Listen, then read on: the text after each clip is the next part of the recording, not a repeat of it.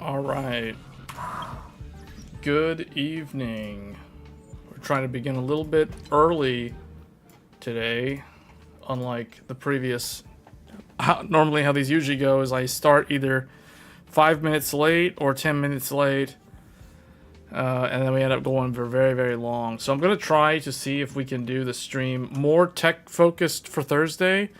So less about gaming and more about technology and the news in the past week, and we'll go from there. But again, if people want to discuss gaming, feel free, because there is a big gaming convention going on in Japan this week.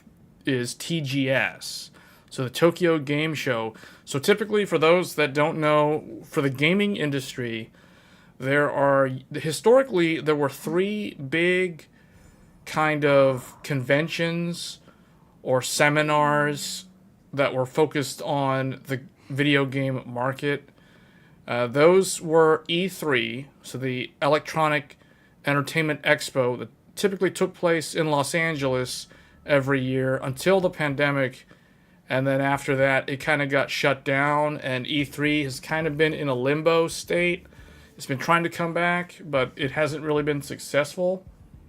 So, which is unfortunate, because E3 was it was probably the biggest gaming show or kind of press event that was also open to the public, but the tickets were kind of expensive to get in. I think it was like $200, $300 to get in for if you were a non-media outlet. But E3 was probably one of the most famous ones, and that took place in Los Angeles every summer, typically in late June. But now that that's not really a thing anymore, the large publishers like Ubisoft, Sony with their first party, and Nintendo with their Nintendo Direct, they typically do their own thing now. So it's a little bit different, but the remaining large gaming seminar, webinar, or I guess conventions, would be Gamescom, which takes place in Germany, and that happened about a month ago. And the other one is TGS, or the Tokyo Game Show, which is taking place now. It usually takes place at the beginning of fall in Tokyo, Japan, and that's the next big one. We're going to talk a little bit about that later on in the stream, but for this evening, we're going to be focusing on Intel, because Intel had their Innovation Day, Day 1 and Day 2, earlier this week. It's actually still ongoing, I think. I don't know if... No, I think it may have completed. I think today was the last day. Or it might have only been 2 days. But Intel Innovation Day took place. We will be talking about Meteor Lake. We might go in depth. We might start breaking out paint and drawing diagrams, because Meteor Lake is potentially a game changer for Intel going forward, because it will massively improve Intel's CPU performance in the future. So if you're interested in CPUs and architecture, we're going to get into that later in the stream. Actually, it's going to be probably coming up really soon. So for those that are new to the channel, we cover all things technology related, and then we do dabble in gaming from time to time. Usually the extent of the gaming on the channel is focused around technology, because video games are a very good way to test the limits of computers. I remember when I was first learning how to build computers a long time ago, the thing that you would do to test the stability of your build was to play a game on it, because a game is a very randomized workload that stresses all aspects of the PC, unlike typical production applications, which may or may not use parts of the PC.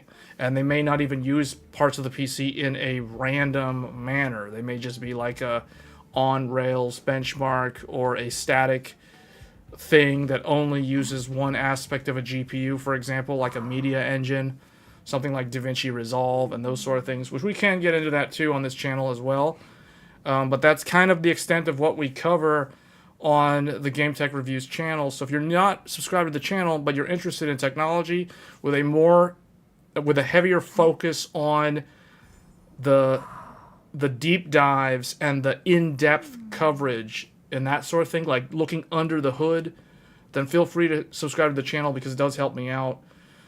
If you really like that kind of hardcore content, because we don't really cover like surface level stuff on this channel. We really get into use case, and we really do like deep dives on how the things actually work, how the technology is actually leveraged. So that's what we're going to be talking about. We're going to be focusing heavily on Intel on this live stream. We're going to talk about the consoles. There was a big Microsoft leak that happened earlier this week. We're going to talk about that and the ramifications of that, for what that means for the Xbox team going forward, as well as the potential console refresh that is now known to be coming next year. But we already kind of expected that. We just didn't really know if Xbox was going to do it. But now that we've seen the leaks, now the info's out there in the field, we know for a fact that there will be a newer Xbox next year. And well, at this point, it's pretty much almost 100% confirmed that there will be another PlayStation 5, like a PS5 Pro or something along those lines next year as well as a Switch 2. So next year is going to be the year of consoles. It's going to be a big like console refresh year, whereas 2023 this year is definitely more like the games themselves, because 2023 is going to be really hard to beat in terms of quality games coming out. We'll see how next year goes. I'm only tracking right now, as of now, I'm tracking 3 games in particular for 2024. Those 3 games being Tekken 8 in January, which we will be covering in depth on this channel. Final Fantasy VII Rebirth, but Final Fantasy VII Rebirth, as far as I know, is going to be a PlayStation 5 timed exclusive, just like Final Fantasy 16. I will be covering that game in depth, but it will be focused on the PlayStation 5, because there will be no PC version of that until sometime at the end of 2025 or early 2026. So it'll be a long time to wait if you're looking forward to Final Fantasy VII, but you do not have a PlayStation 5. The third game that I am covering only recently got announced by NIS America, and that is The Legend of Heroes Trails Through Daybreak. So I'm a big fan of the Legend of Heroes series. For those that don't know what that is a turn-based, kind of like a strategy RPG series that is very character-driven and story-driven. Kind of like, it's not really like Baldur's Gate, but it does have the character-building aspect that Baldur's Gate does have. So it's a Japanese role-playing game. It's different from Baldur's Gate, because Baldur's Gate is a Western developed game, so there is also that. So in terms of like the storytelling, it's different, but that is the third game that I'm tracking, and that game we do not have a definite release date. We do know that it is going to be summer of next year, so it's potentially a little less than a year from now to wait for. So that's going to be that. We may talk a little bit more about gaming later in the stream if we have time, but for now we're going to focus on the technology side. So I think we can almost get going. I do need to do my dailies here in Star Rail. Star Rail did have a new banner. The Fushuan banner is out, so she is now available as a playable character in the game, which is interesting because we now have access to another tank character. So she is a defensive character. Let me see what I need to do. While I usually, for those that don't know, I usually do my dailies for this game while waiting for more viewers to join in, just so if they tune in a little bit late, they don't miss anything specific. So that's kind of how we roll. If you guys have any questions regarding anything in the topic list, just feel free to ask your question, and I'm more than happy to answer. And we also have a lot of tech enthusiasts that are subscribed to the channel, and they're usually 1 or 2 of them will be in the chat. And they also could be able to help answer any questions you have, especially if you have like build-related questions, like if you're going to build a PC and you don't know what components to go with. We can always discuss those sort of things on the channel as well. So with that being said, I'm just going to go ahead and add the characters that are going to be good at this, and then we'll just go from there. What happened here? Trouble ahead. There we go. Hey, good evening, RK. I have not forgotten about the 7800 XT. We'll probably do content for that. I need to schedule some time to get with you on when we want to go over kind of the time frame for me to work on those videos. But I will cover it. I mean, if you want me to do that, I know there were requests for certain games to cover, like Starfield. I'll do that. We could probably do something this weekend, or maybe even tomorrow. It kind of just depends. Like tomorrow around lunchtime would probably work. But anyway, let's kind of run through this real quick. I'm going to turn the volume down on the game.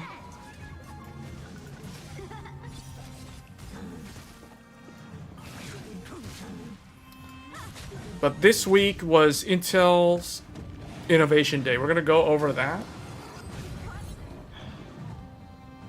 Let me put that up on the screen. So there were a couple of things. Maybe I should just find the highlights video. Let's do the highlights video. Intel Innovation.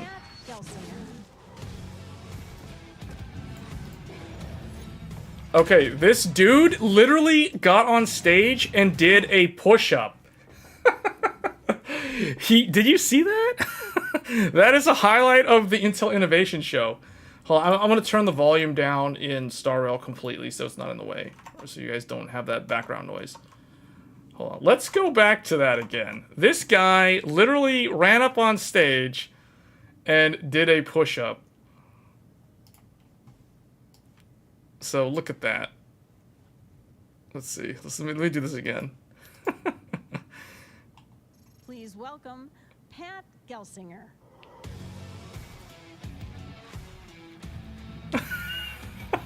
Wait, did he just do 2 push-ups? Did he do 2 push-ups? Please welcome Pat Gelsinger. 1, 2. This guy did 2 push-ups. What? Hey, so excited to be back. Wow, he did 2 push-ups. That is an icebreaker. He ran up on stage. Think about imagine the adrenaline leading up to having to go on stage and present in front of literally hundreds, if not about 1,000 people. Who knows? That's a pretty large crowd. Look at that. Let's get the camera. Look at that. Look at that. Look at all those people out there in the audience. Think about that. And he went and like did 2 push-ups. And then jumped up, almost like a jumping jack. So excited to be back. Developer community. Okay, so for those that don't know, conference and cool to get together and talk about. This is Pat Gelsinger. He is the CEO of Intel. For those that did not know. A vision of the future together. And excited to unlock these massive opportunities created by. I wish they had highlights. They don't have timestamps in their video. So basically, the main theme of Intel Innovation Day 1 was AI, and I think they talk about Meteor Lake somewhere in here.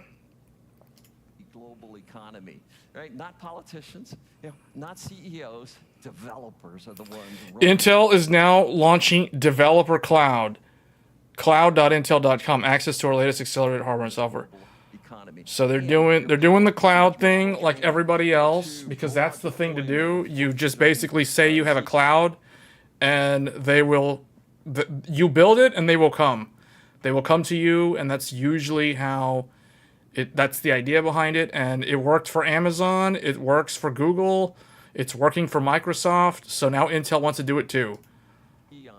And they're going to focus on AI with their Gaudi. So this is the thing. So the reason why we're really focusing on this is not so much on the cloud thing. I wish they had timestamps in their videos, but anyway, here we go. Future generations of Intel Core processors. So the rumors are true. Intel is removing the Intel Core I branding. The I branding will disappear with Meteor Lake. Starting with Meteor Lake, they're going to start calling their products something else. They're going to call them Core Ultra. Future generations. Arrow Lake, Lunar Lake, Panther Lake. So it all begins with Meteor Lake. Meteor Lake is the start of a new era for Intel as a chip manufacturer and a chip designer. Because remember, guys, Intel does both. Not only do they develop the actual design of the processor, they also build it themselves.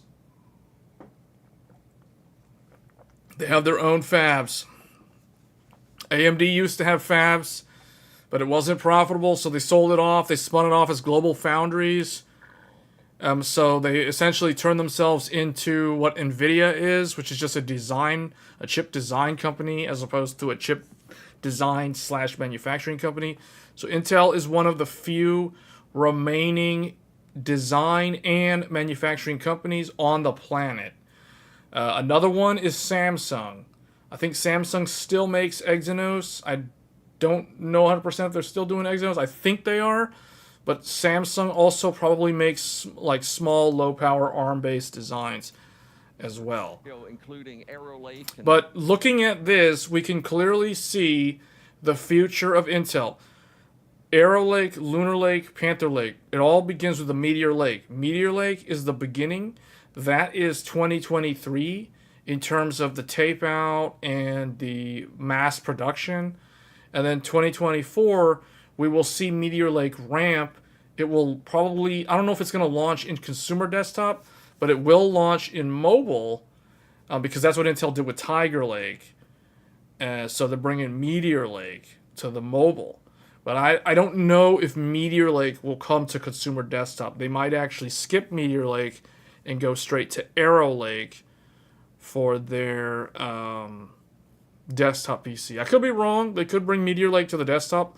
I don't know how it will scale because it's supposed to be a completely ground up new design from scratch. It's Intel's first attempt at doing chiplets like AMD, so it'll be interesting to see how their chiplet, they're calling them tiles, but it'll be interesting to see how they're able to do that from a first generation standpoint. So that's going to be Meteor Lake.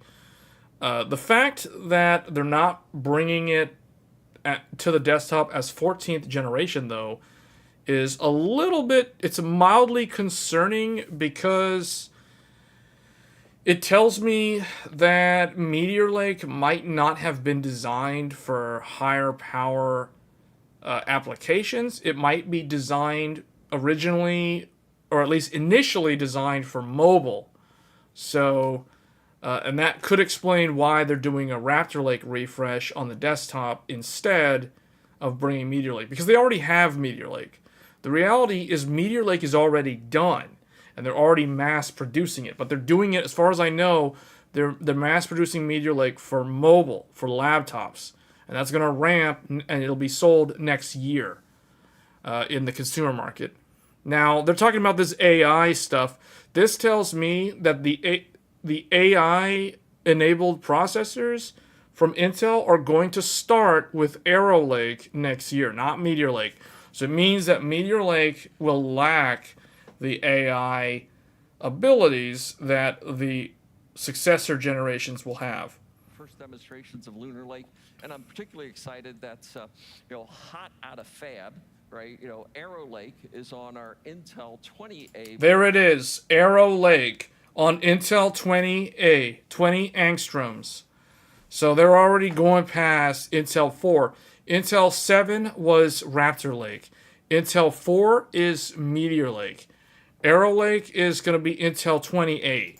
Process technology. I don't know what 20A, like how that compares to the TSMC one.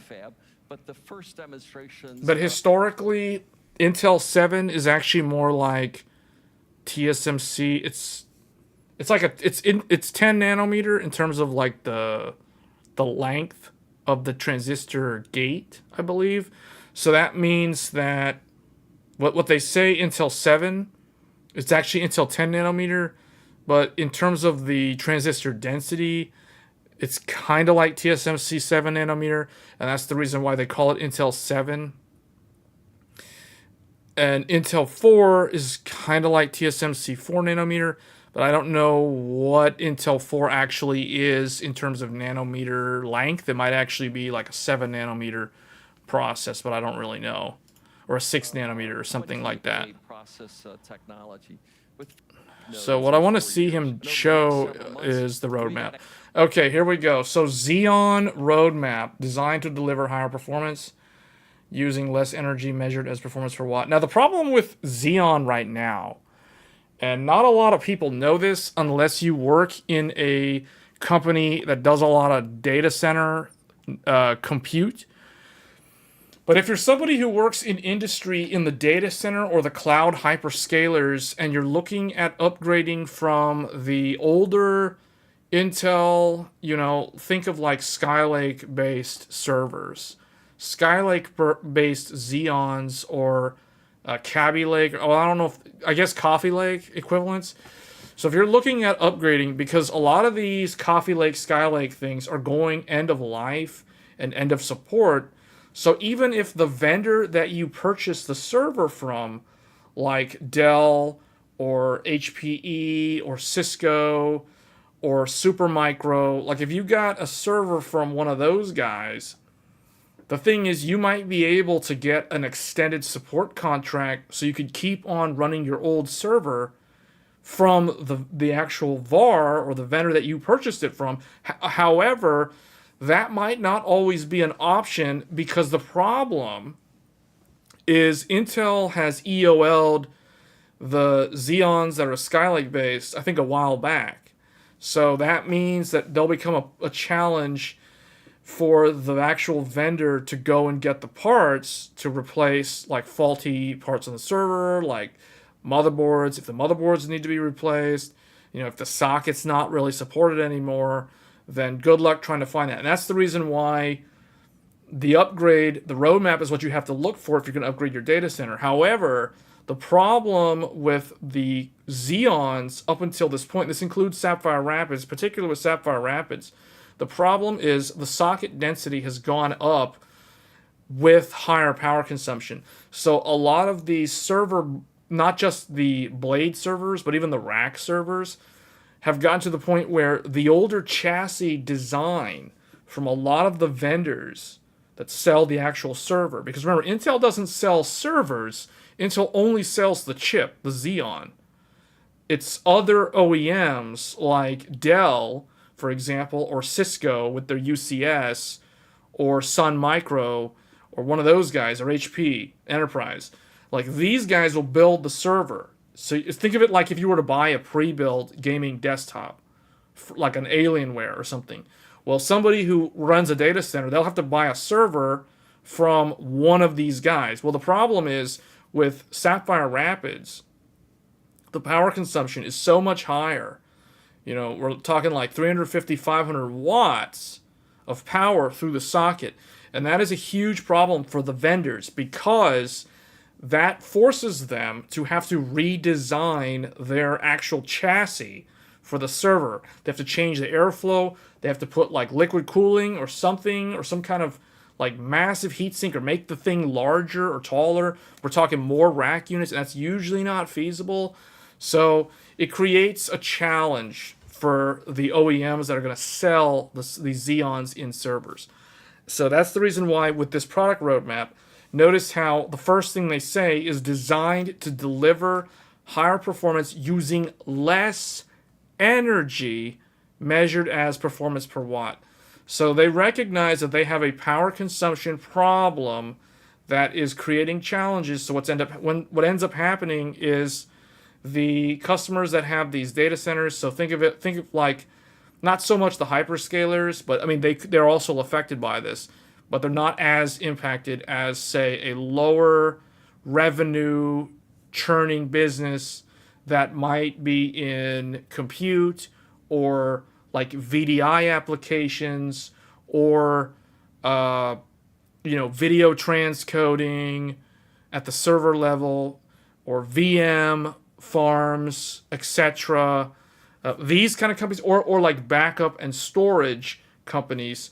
These guys run on a much lower annual operating budget. They have much lower revenue, so they're not going to be enticed to upgrade if their chassis is basically invalid and they have to do an entire swap, because depending on how large or smaller or whatever the footprint change is due to Sapphire Rapids' higher power consumption, if that forces the owner of the company to upgrade their cooling infrastructure in the data center, that's going to look bad. It makes for a bad look, and that's the reason why there is a heavy emphasis on reducing power consumption. That's just what it boils down to. So the good news is that with Emerald Rapids, Sierra Forest, Granite Rapids, and Clearwater Forest, they're supposed to be more energy efficient, or at least that's what Intel is claiming based off of their roadmap. Exciting stuff coming out, and we're going to be introducing better performance, efficiency, and TCO. Efficiency and the total cost of ownership. Core Ultra launch will be. There he goes, the Core Ultra launch. They're going Core Ultra. No more of this Core i. No more Core i nonsense. The i9, the i7, the i5, the i3 will die with the 14th generation, and they will be replaced by the Ultra. No longer will there be an I designation for these products. Releasing Emerald on December 14th. December 14th is the launch. And the new Xeons bring huge power performance for watt improvements. Power performance. He just said it. Huge power performance efficiency gains with Emerald Rapids. That shows that Sapphire Rapids was basically a big fail by Intel, because you couldn't buy one if you wanted to build one. You couldn't go to Micro Center and you couldn't buy a Sapphire Rapids even if you wanted one, and you couldn't. It was very hard to get them. I only know of like Super Micro. I mean, I think Dell had some of them, but like Cisco had them too. But then, like, where the lead time got delayed multiple times, and now everyone's just kind of like, you know what? Forget it. We're just gonna stick with our old Skylake until you get me my Emerald Rapids, or I'm gonna go and get AMD's stuff because their stuff's a lot better for the data center. And that's the reason why AMD is dominating so much in the data center right now. So Intel's trying to flip the script and put it back on track where they actually are more relevant again in terms of energy efficiency per density per socket, because they were really like way out there in left field with their like Sapphire Rapids technologies, but in the same power. Think of it like this. So a lot of the people that watch my channel, they're enthusiasts that will do overclocking, so they don't really care too much about power consumption, energy efficiency. But think about it, if you run a business, and let's say you have a server farm, and you run a business where your primary business model is backup and storage.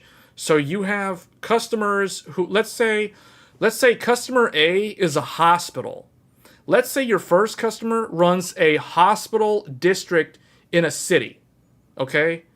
And they go to you to back up all of their patient records from the last 5 to 10 years on your servers, okay? That power consumption, running that server 24/7, and it's not just one server. We're talking, like multiple servers here, maybe like 50 servers, okay? Think of that, 50 servers. And your power consumption, the electric bill that you have to pay to your utility company every month is like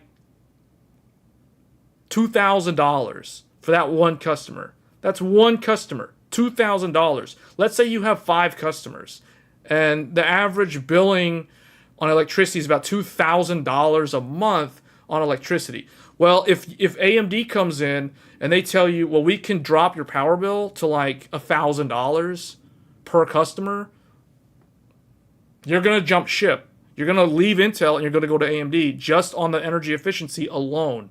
Why?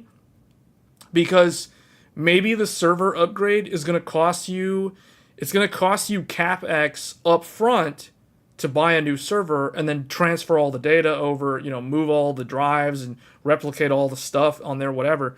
That's going to cost. There's a cost involved with that. Obviously, it's capex.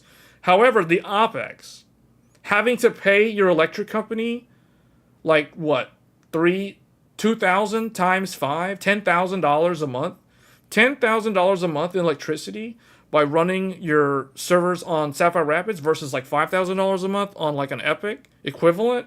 Oh, and by the way, the Epic one has more cores. It's a no-brainer. That's the reason why AMD is so dominant in server. And that's the reason why they've only been growing market share for the last 3 years. And Intel's only been losing market share for the last 3 years. Now, couple that with the fact that AI is the buzzword now, and you have all these companies that are basically buying up all these high wattage GPUs to run in the data center for all this AI accelerated whatever, this chat GPT stuff, whatever it is. That stuff uses a lot of electricity to run also.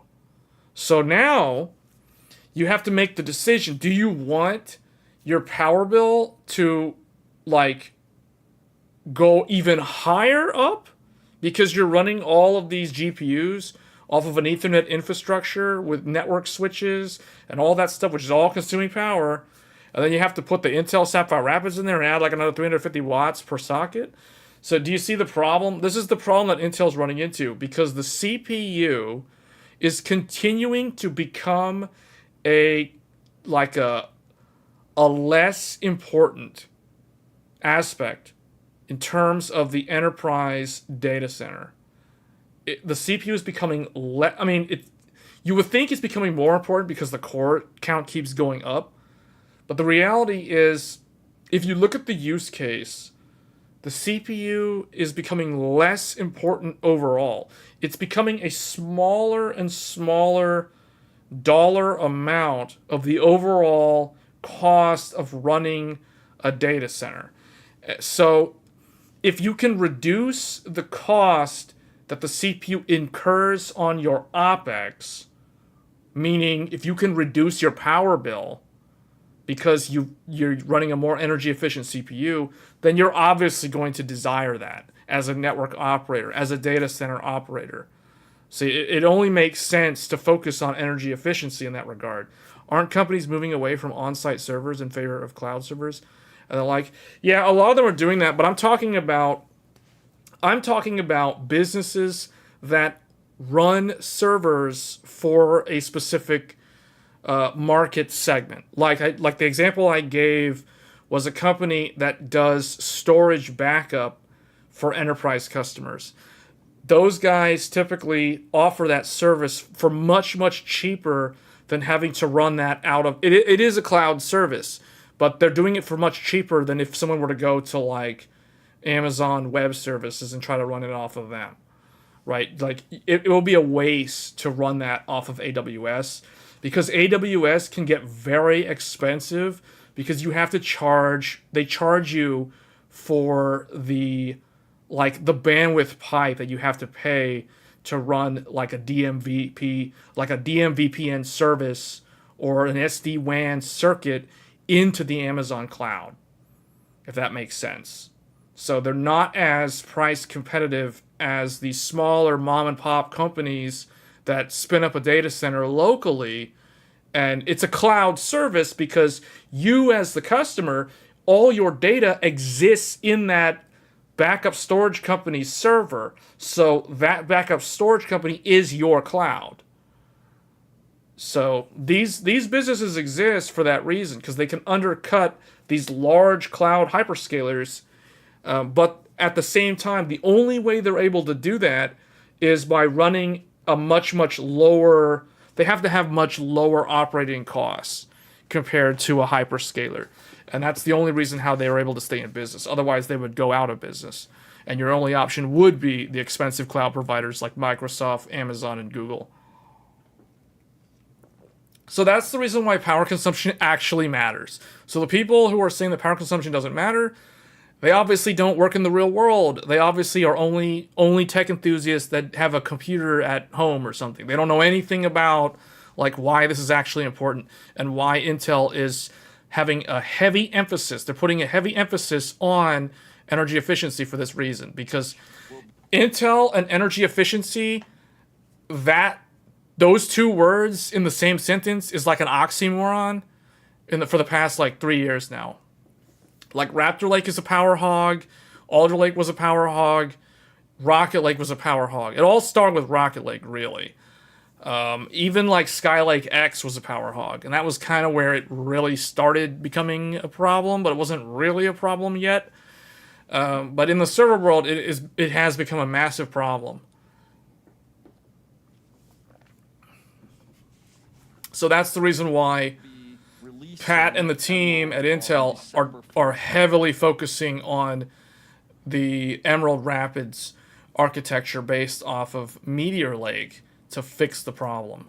And the new Xeons bring huge power performance for watt improvements, increased number of cores, faster memory technologies. Hold on, I'm going to make that louder so everyone can hear what he's saying. As improvements, increased number of cores, faster memory technologies, but performance, efficiency, and TCO across the product. Performance, efficiency, and TCO line.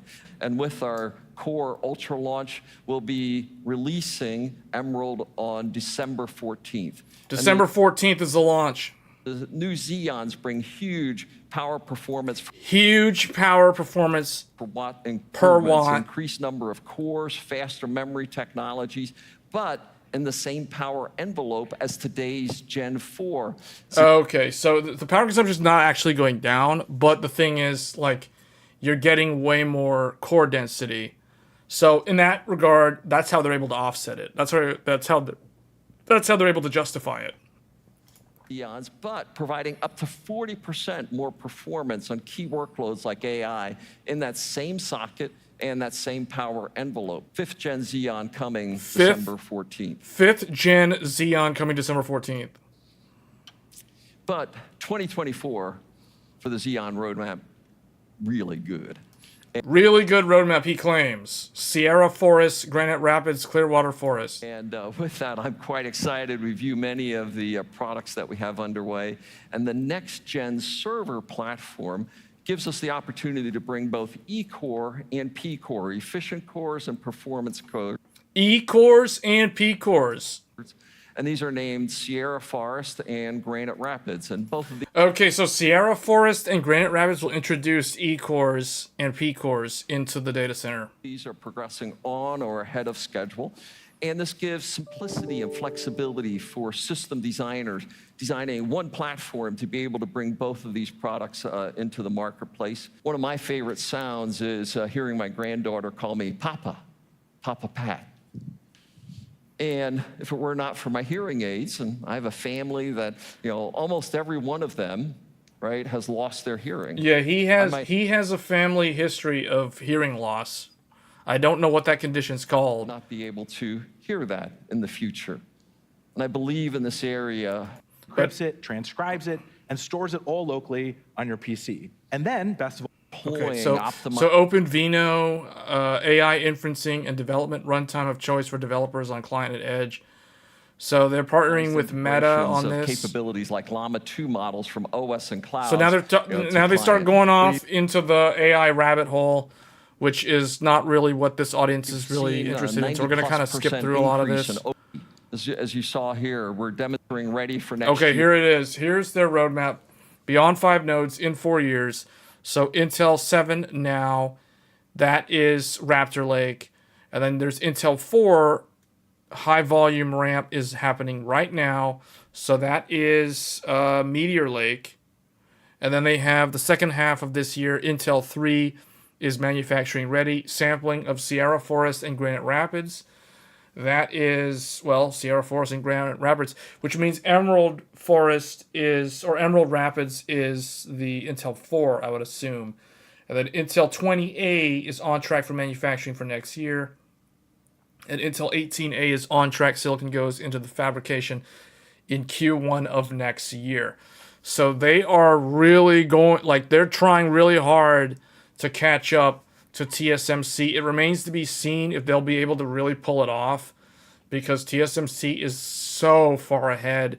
And the thing is, if Intel can manage to catch them, then AMD and others, you know, they could go to Intel and have Intel build their CPUs. Can you imagine can you guys imagine like a Ryzen, think of like a Zen 6 V-cache CPU with like 32 cores made by Intel, like designed by AMD, built by Intel, like the Intel fab. Like, can you imagine like an Intel 20 angstrom or Intel 18 angstrom that the Ryzen Zen 6 architecture or whatever is based off of? Like, that would be insane.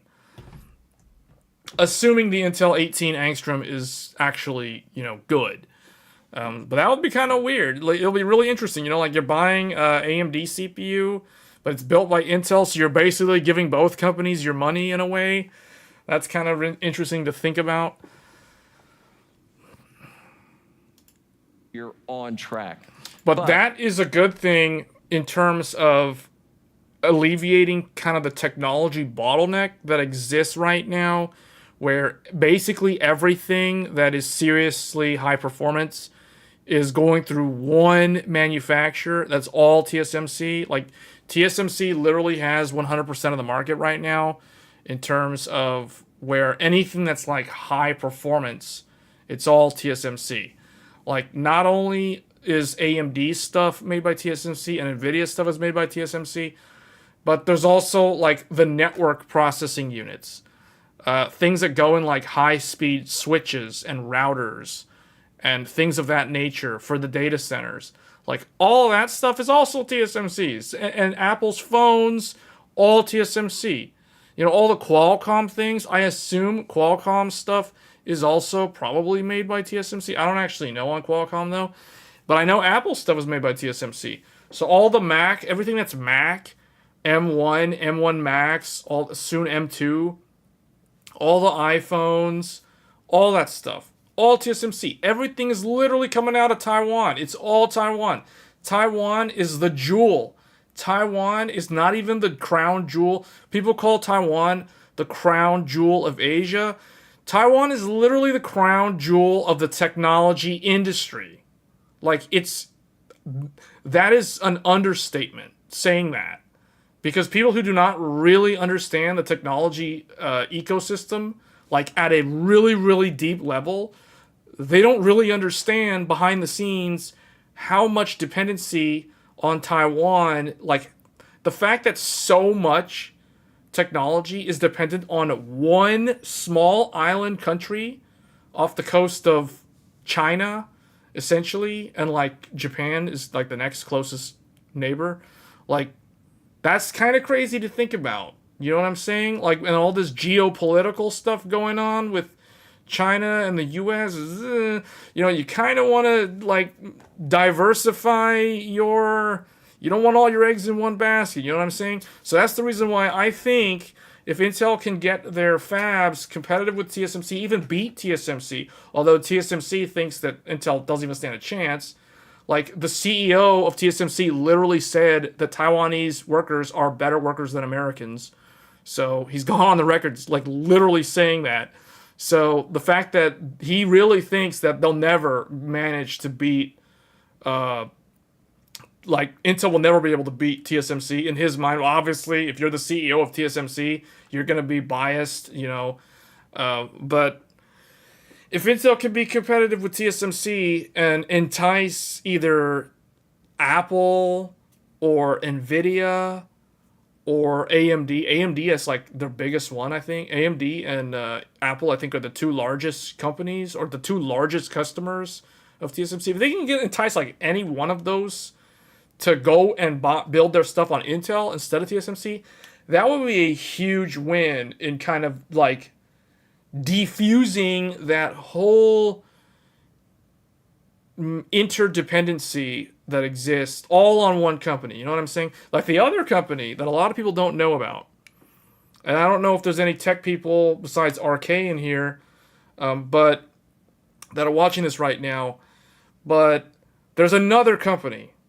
So there's TSMC. Remember in Star Wars, when Luke Skywalker in Empire Strikes Back was flying off to go save Han Solo and Leia and Chewbacca and C-3PO.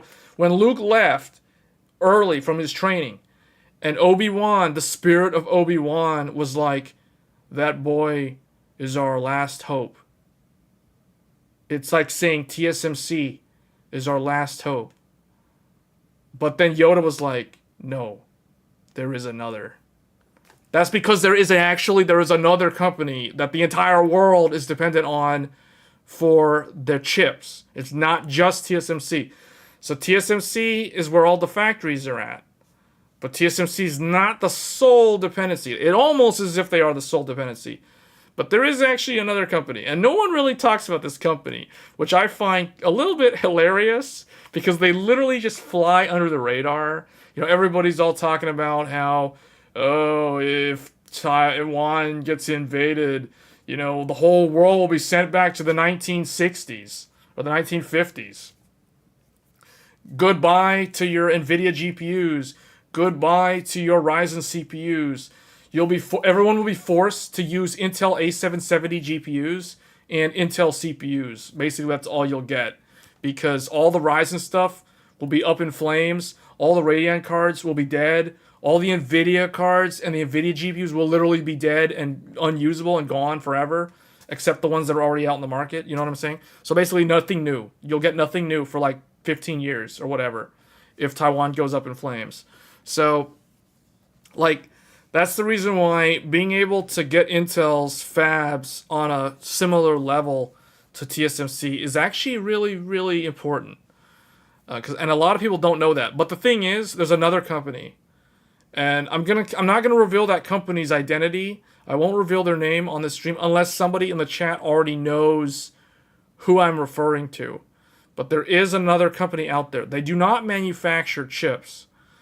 But let's just say they play a pivotal role in the ability of TSMC to manufacture these chips for AMD and all the other customers of TSMC. So the granddaddy I'm just gonna leave it at finishing the race with 18 that mystery company, underway on the name which will not be revealed, next version of Power Via as well. goes into the fab in Q1 of 2024.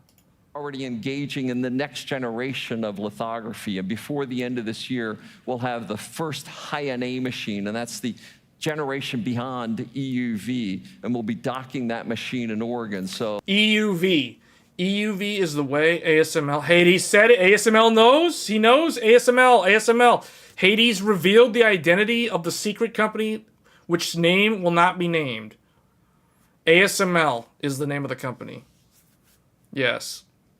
ASML is the company that sells the equipment, the actual equipment that's used to etch the actual designs into the silicon to create the interposers and to create the actual core dies and the I/O die for AMD and the CUDA cores and the stream processors, the tensor cores, and all that stuff. So Hades got the answer. Hades knows. I don't know if you just Googled it and figured it out, or if you actually knew the answer legitimately. But good job for knowing that, because not a lot of people know that. A lot of people think that if Taiwan gets bombed tomorrow, like we're gonna go back to the 1950s, and there'll be no NVIDIA GPUs, there'll be no AMD GPUs or AMD CPUs or even iPhones for like 10 years or whatever. Well, I mean, at least like 5 years. Because think about how long it takes to build these fabs. It takes like 5 years just to build one of these factories. So if you destroy it, if you nuke the factory and it's gone, guess what? It'll take 5 years to build another factory. So after that factory's built, then you can only start manufacturing. So you're looking at least half a decade where you will get no new products from NVIDIA, AMD, Apple, Cisco with their routers, Juniper, HPE potentially, or anyone who basically, MDS, Brocade, all those guys. You won't get anything from them. Their entire business will be destroyed. Like literally destroyed overnight if TSMC is like shut down. Like there is such an insane dependency on one little spot in the entire world for all of this technology. So this is the reason why Intel is in such a powerful position, if you will, if something severely bad happens to TSMC. Like for some World War III hypothetical scenario. Intel stands to be the true winner in all of this if something catastrophic like that were to happen. I'm not saying that would happen. I'm talking in hypotheticals. And this is the focus of this stream is on Intel innovation, but a lot of people don't really think too much about Intel. They don't put much faith into Intel because Intel has kind of, backslidden, and they're not really, like they're behind on power efficiency in order to get the same amount of performance compared to AMD. Intel has to go higher power than AMD. I mean, that's just kind of how it is. So it looks like they're less efficient. Same thing with the GPU. Look at Intel's GPU, how it underperforms compared to the competition. So that's the reason why. But the thing is, if you were to remove your competition, if you were to literally nuke your competitor, like quite literally, if you nuke TSMC, you destroy your competition. Now, obviously, Intel wouldn't be the ones that do that. But hypothetically, if their competition is just gone like that, no more NVIDIA, no more GPUs from NVIDIA, no more CPUs from AMD or GPUs from AMD, and even no more Apple stuff, no more M1, no more M1 Max. So guess what? Apple will immediately go back to Intel for all their CPUs, for all their MacBook Pros and all that kind of stuff. But I don't know what would happen with like the iPhone. I guess everybody would go to Samsung. So like Samsung would become the new iPhone chip manufacturer, I guess, overnight, quite literally. I don't know what would happen to AMD. Like NVIDIA, NVIDIA's stock would go from whatever it is, like $400 something to like $1. like literally overnight. If that were to happen, like goodbye NVIDIA, your stock is basically gone. Same thing with AMD, but I mean, at least they didn't have to fall as far. But you know what I'm saying? So Hades got it right though, because ASML is a company that if they were also gone, if they were like gone like that, basically no chips would be coming out. Like there would be no chips. There literally be nothing. Intel, I think, relies on ASML as well. So if ASML goes away, and now they're based out of Europe, I think they're Norwegian, if I'm not mistaken. I would hate to get that wrong, but I think ASML is from Norway. Or they're Scandinavian, I think. I'm pretty sure they're Scandinavian. I forget which country, but if I had to guess, I would say Norway. But ASML is like the true kind of Achilles heel. Well, they're not really the Achilles heel because it's very hard to get rid of them. But ASML is kind of the sole arms dealer that is arming not only TSMC, but also Intel with the equipment to manufacture the chips. Without ASML, you can't make these chips because you don't have the heavy, high-precision machinery that will do the etching on the silicon and all that stuff, because that's what ASML manufactures. So a lot of people don't know that, but that is worth mentioning, because there's a lot of enthusiasts that think, oh, I want to overclock my parts, I want to undervolt, I want to get more performance out of it. Well, they have no idea what happens. Like, if you basically pull the rug out from under the supply and you just stop the supply permanently, that's it. You either kill off ASML, and that shuts everybody down, including Intel. That's literally 100% shutdown. Or you kill off TSMC, and that turns the market to go 100% Intel, like literally overnight. So I just wanted to bring that up because that's something that a lot of people don't think about. Because I find it interesting how if you look at AMD and NVIDIA's stock price, those two companies, especially NVIDIA, but they're both way overvalued, well beyond Intel's value. But those two companies are the ones that are far more at risk of vanishing overnight if some geopolitical problem starts happening. Intel at least would survive because they still have their own fabs. So And my interesting Christmas present is subject, the first but we're not really high-end going to go machines coming too to much further It's, into that. more thermally favorable glass to be the substrate. Okay, so let's kind of go over the Meteor Lake. Because the Meteor Lake, I think, is going to be very, very interesting. This is probably the most interesting thing that I have seen from Intel in a long time. The last time I was interested in an Intel product, it was the Intel Arc GPU that launched almost a year ago. But now we have their first chiplet-based design, which is now known as Meteor Lake. It's going to be their 15th generation. So Intel did 1, 2, 3, 4, 5. They did five architectures. So if we go to Paint, why do I have 2 of them open? I need to close one of them. Okay. Intel had... I'm just going to do the Nehalem. Then they had Sandy Bridge. And then they did Ivy Bridge. The font's too big. It's going to take too much of the screen. Haswell. Broadwell. Skylake. Kaby Lake. I think Kaby Lake was 2 words. Coffee Lake. Coffee Lake Plus. I knew the font was too big. Comet Lake. And then after that was the end. So this was basically Intel's, like the earlier days of Intel was Nehalem, Sandy Bridge, Ivy Bridge, Haswell, and Broadwell. So this was Intel's... Well, actually, no, I take that back. Nehalem had derivatives.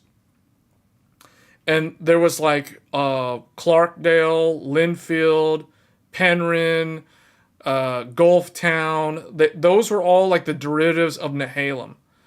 Then there was Sandy Bridge. Sandy Bridge's derivatives were Ivy Bridge, Haswell, and Broadwell.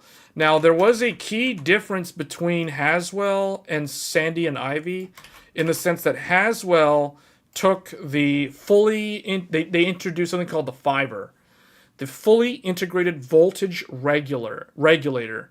So the FIVR, fiber, was where they took the voltage regulator, which is historically on the motherboard. The motherboard is responsible for that, and they integrated it into the CPU. So it was under the IHS.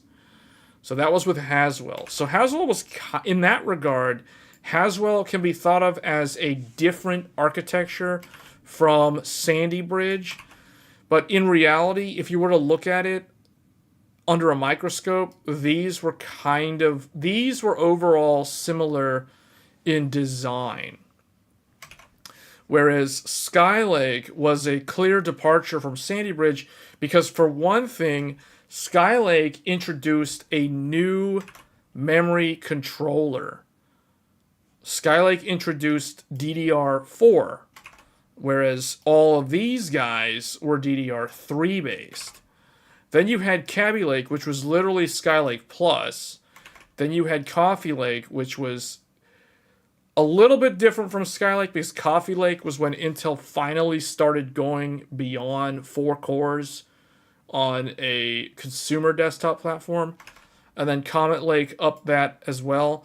Coffee Lake went all the way up to 8 cores with the first i9, which was also known as the i9 9900K. That was the Coffee Lake Plus. Then they did Comet Lake, which was the 10th generation. So the i7 10700K was the replacement to the 9900K i9, but then they did a 10-core i9, which was the i9 10900K. That was Comet Lake. That was the 10th generation. So they had first, second. Okay, I don't need to do all this because obviously you can count 1, 2, 3, 4, 5, 6, 7, 8, 9. Okay, so something's wrong here. There was 1, 2, 3, 4, 5, 6, 7, which is actually 6 plus. Then there was 7 and 7 plus, which was 8, and then there was 7 plus plus, and then there was, well, actually, no, it was actually, this was 6 plus, and then it was also 6 plus plus, then there was 10, and then there was 11, which was the true change. So basically what I'm getting at is if you want to simplify Intel in terms of the actual architecture, like how different they were from each other, Nehalem was its own thing. These guys were kind of their own thing. These guys were their own thing. Then these three, actually 4, were all kind of their own thing. They're all kind of the same core design, so to speak. In fact, I would go so far as to say like these guys were also very similar, even though this had fiber, because they actually got rid of fiber as far as I can know. As I can tell, they moved it back out onto the motherboard with Skylake when they did DDR4, and then that's basically this. So that brings us to the current generation architecture from Intel. That would be Rocket Lake and its derivatives. One of them being Alder Lake, and then Raptor Lake, and then soon to be Raptor Lake Plus. I'm just going to call it Plus, even though it's Raptor Lake. They're saying Raptor Lake Refresh. I'm just going to call it Raptor Lake Plus. So you guys can think of it like this was the 11th gen. I think everybody knows that. The infamous 11th gen, and there was 12, 13, and now 14. Now, the thing about this that I want to bring to your attention is this is very similar to this. A lot of people don't remember, but the i7 6700K was the Skylake i7. This launched in the summer of 2015. 2015 was the year of the Skylake. Then, in early 2017, in January of 2017, they launched the infamous i7 7700K, which was literally a glorified Skylake i7. There's very, very little difference between these two processors. Likewise, what we're about to see is there is currently this. We'll just use the i7. Well, no, we're not going to use the i7 because there's really no difference. So there's this, and there will soon be this. Now, there's basically going to be no difference between these two, just like how there was virtually no difference between these two. So Kaby Lake Plus is basically Skylake Plus, or Kaby Lake is basically Skylake Plus, or Kaby Lake could also have been called Skylake Refresh. Why they're not developing a new name, I don't know. The fact that there is no new name, they're just using the same name over again, is even more concerning, because at least with these guys, they did a different name. So that's the reason why, if you're already on any of these, well, I guess let me put it this way: if you're on a 13th generation processor, just like if you were on a Skylake processor, going to a Kaby Lake is not really going to net you much in terms of a difference. So basically, if you go upgrade from this to this, It's not going to be a noticeable upgrade. Just like how upgrading from the 6700K to the 7700K was not a notable upgrade. So you kind of have to wait. Now, if you're on Alder Lake, there could be some benefit, but only really if you need the efficiency cores. Because where Raptor Lake excels is with the efficiency cores. In particular, the i7 and the i9. The Alder Lake processor, the best Alder Lake processor, which is the i9 12900K, was an 8P plus 8E. 8 performance cores plus 8 efficiency cores. Now, the 13700K is an 8P plus 8E. The i9 is an 8P plus 16E. So that is a significant upgrade in terms of the amount of efficiency cores. You're doubling your efficiency cores. Now, with the i9 14900K, that is 8P plus 16E, which means it is no different from the previous generation. Now, what will be unique and what will be actually worth talking about is going to be the new i7. This is the only one that is interesting because this one will be something that Intel has never done before. This is going to be an 8P plus 12E. This is new. Intel has never had 12 efficiency cores in a processor, ever. This will be the world's first in terms of the core configuration, which means this is the one to pay attention to. This is the one that the tech reviewers are probably going to spend the most time talking about because it might be a decent uplift over the Alder Lake processors. Because the best one topped out at that. And usually the best seller for Intel is the i7. Historically, it's always the i7, not the i9, not the i5. It's usually the i7. The 14700K will be the best value. Yes, I think so too. So if you guys remember, the i7 12700K is an 8P plus 4E. The i7 12700K only has 4 efficiency cores. Now, what ends up happening is when you only have 4 efficiency cores, you don't actually have that much of a benefit with only 4 E-cores. On top of that, the E-cores for the 12th generation run really slow. They only clock in at I think 3.7 gigahertz or something. It's really slow. So oftentimes what people would do, myself included, was to go into the BIOS and disable all the E-cores to eliminate the likelihood of Windows, especially Windows 10, because I'm on Windows 10, I'm not on Windows 11.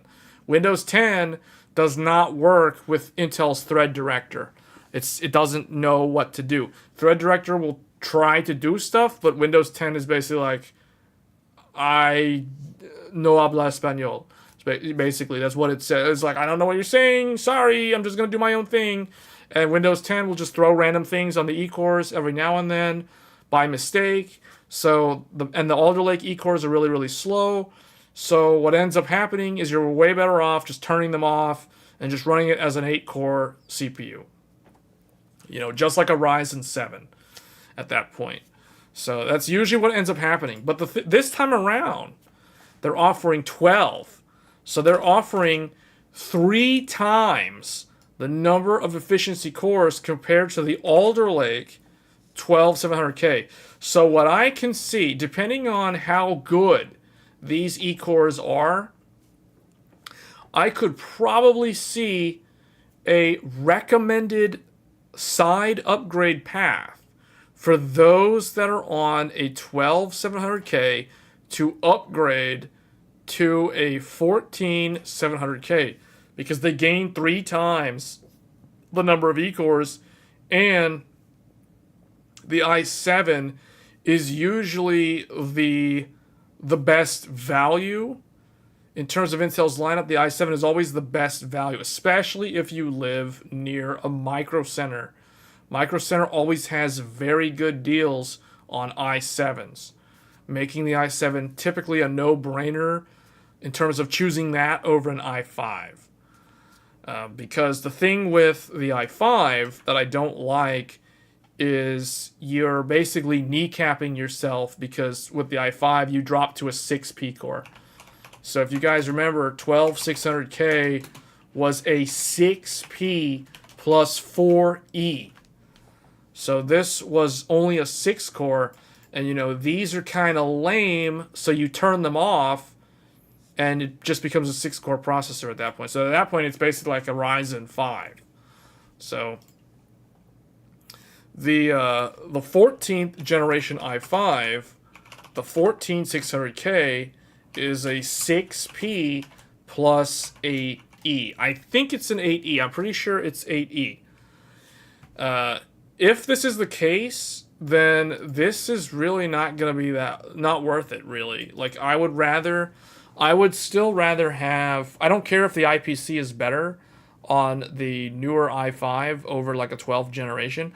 I would rather have 8 performance cores over like 6 performance cores and 8 efficiency cores, just because that gives me more consistent performance, especially because I'm on Windows 10. I do not have access to Thread Director. It does not work as intended with Windows 10. So if you're staying on Windows 10, the P cores are far more important than the E cores. But it remains to be seen, because if these E cores are clocking really, really high, like, you know, 4.7, 4.8 gigahertz, then that might actually be good enough to warrant going to an i5 if you're on like an older i5 or an i7, 12th generation. This assumes 12th generation.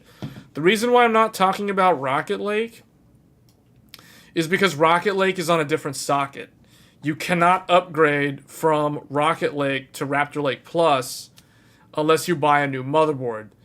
And if you're on 11th generation, you're probably better off waiting until next year and just completely skipping this socket, because if what Intel is talking about in their Intel Innovation with Meteor Lake, you're probably going to shoot yourself in the foot and have buyer's remorse if you buy Raptor Lake Plus, knowing full well that Meteor Lake and all that other next generation chiplet stuff from Intel is coming out next year. It would be kind of dumb to buy into a dead socket now when all the hype from Intel is heavily focused on their next generation, 15th generation. So I'd hate to be that guy that buys the very last i7 right before the Core Ultra 7 comes out. That's like people who bought the 2080 Ti right before the 30 series launched. You know what I'm saying? They paid like $1,200 for a 2080 Ti like right before the 3080 launched. That's a feels bad. So you don't want to be the feels bad and buy Raptor Lake Plus right before 15th gen shows up.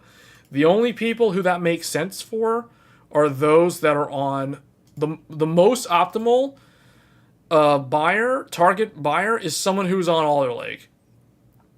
Because you could do a drop-in upgrade. You can basically do the AMD thing, where you typically do a drop-in socket upgrade. Meteor Lake is most likely going to be laptops, but the Arrow Lake is coming to desktop. Well, actually, I don't know. Meteor Lake could come to desktops next year, but I don't know if it will. I don't know if they're going to skip it and just go straight to Arrow Lake. Regardless, you don't want to be on old technology when you know that Intel's chiplets are coming out next year. You see what I'm saying? Because we're about to go into Q4. The Raptor Lake Plus is launching in Q4, which means it's the end of this year. You don't want to go into next year having wasted money on the last CPU of a socket, knowing full well that a brand new technology, a brand new socket, which will probably have upgrade potential, just like AMD, because I've noticed that Intel has changed their approach now, probably because of AM4's success. And the fact that you're able to do 3 CPUs all in the same socket from Intel, that is actually really nice to see. That is not always the way it used to be. Like, typically, you know, there was LGA. Let's see if I remember these. Sandy Bridge and Ivy Bridge were LGA 1155. Then there was Haswell and Broadwell, which was LGA 1150. Then there was Skylake and Kaby Lake, which I believe was LGA 1153, if I'm not mistaken, but I might be wrong. Or 1156. Someone might have to check for me, because I don't know much about Skylake and Kaby Lake. And then I forget what Coffee Lake was, but Comet Lake and Rocket Lake were LGA 1200. Actually, I think Coffee Lake was also the same. It was pin compatible with Skylake, but Intel didn't let the older motherboards support Coffee Lake. You couldn't run a 9900K in a Z170 motherboard. Z170 was Skylake. So if we go over the chipset, Sandy Bridge was known as Z68. Ivy Bridge had a socket, or had a chipset that accompanied it called Z77.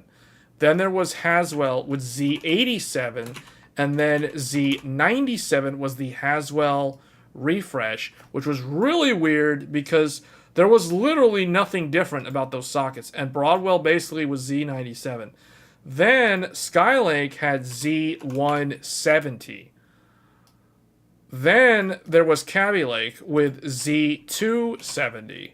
And then Coffee Lake was Z370, I believe, was the 8700K. But then it also got Z390 for the first i9 9900K.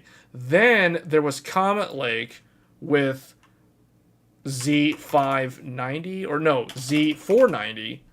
And then there was Rocket Lake with Z590. And that brings us up to Alder Lake with Z690, Raptor Lake with Z790. And that's where we are today. See, so I know my Intel sockets. I know all my chipsets and my Intel generations.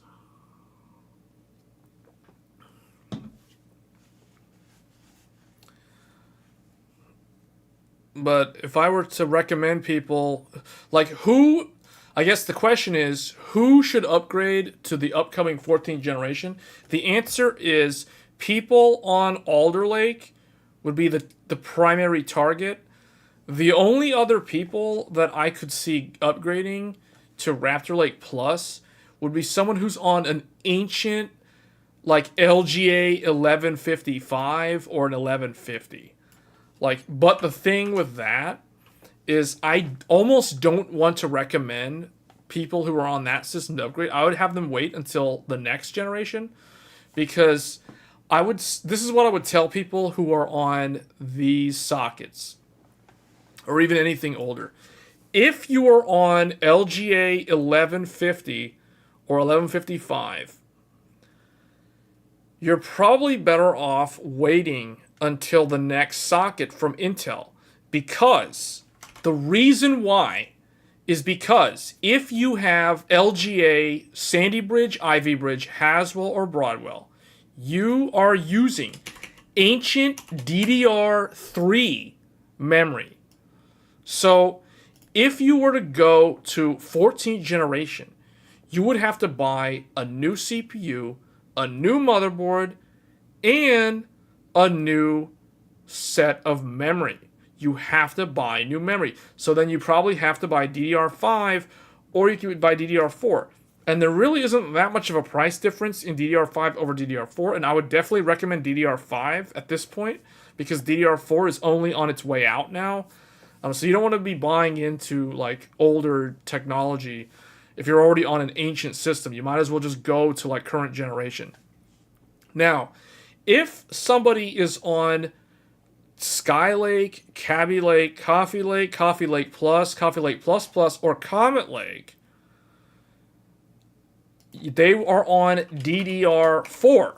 So in this scenario, I would be more inclined to recommend an upgrade to 14th generation for somebody who is on DDR4. Why? Because you don't have to pay for memory. If you wanted to go from an i7 6700K or an i9 9900K, you can keep your same memory, and all you have to do is buy a 14700K, an i7. Don't buy the i9. It's a waste of money because you're still getting capped at 8P cores, and the 8P cores are all that matters. So that's the reason why the i7 is the smart person's choice. This is the savvy person will buy the i7 and walk out of the store, walk out of the Micro Center with like their snobby nose held high when they look at someone else wasting money on the i9. And they're like, man, that person's a scrub. They just wasted all that extra money for like no extra P cores. You know, have fun with your 4 extra E cores. You know, you just wasted $200+ more on 4 more E cores. It's like, that's like a lull. You know, that's literally a lull. Anyway, the point is, you can carry over your DDR4 and you're upgrading to potentially the very last i7. And the i7 is an iconic brand at this point because it's been around since 2008. The i7 first came out in 2008. That's how old it is. That's how old the brand, the i7 brand, is literally 2008 branding from Intel. So I would be more inclined to recommend anybody on Skylake, Kaby Lake, Coffee Lake. Basically, if you're on DDR4, you could consider Raptor Lake because it could be a way to cheap out having to buy DDR5. Because it will be the last socket, the last processor and chipset from Intel that will support DDR4. Starting next year, with Meteor Lake and everything else beyond, Intel will require DDR5, just like AMD with their Zen 4. I repeat, starting next year, Intel will require DDR5 if you want to upgrade to Intel. That is the reason why I feel like if someone's on DDR3, they might want to just wait it out and skip all this Raptor Lake old stuff and skip the whole DDR4 generation and make the jump straight to DDR5 and go travel into the future, and the future is now by the time that stuff arrives. So get into the tiles, get into the chiplets, get into DDR5, do the full system upgrade, forget about Raptor Lake, forget about all that ancient old school DDR4 stuff. It's all garbage, it's all old, no one cares. You know, it's all clearance. Don't even bother with it and just go with all the new stuff. Otherwise, you're just going to always have that sense of buyer's remorse when everybody else is on DDR5 and there you are spending all that money on that i7 and you're sitting there and you had to buy DDR4. So it really only makes sense for people who are on DDR4 to consider the 14th generation.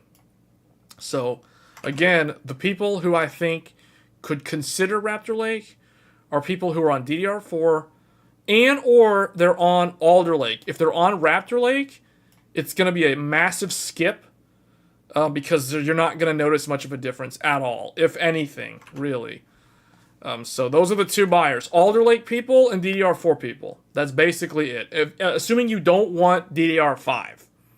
But having said that, the thing about DDR5 is we're already starting to see modern games benefit from the higher bandwidth provided by DDR5.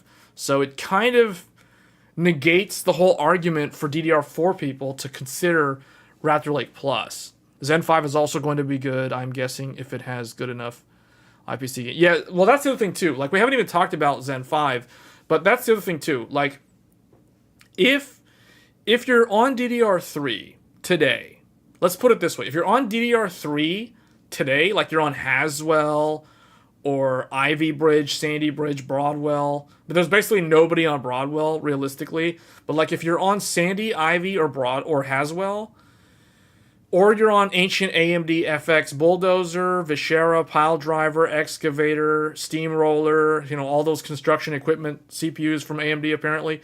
Like, if you're on one of those, you might as well just wait until next year, because Zen 5 is probably going to be that Zen 2 moment again, all over again, where, all the things with memory training being slow, with not being able to hit high frequency.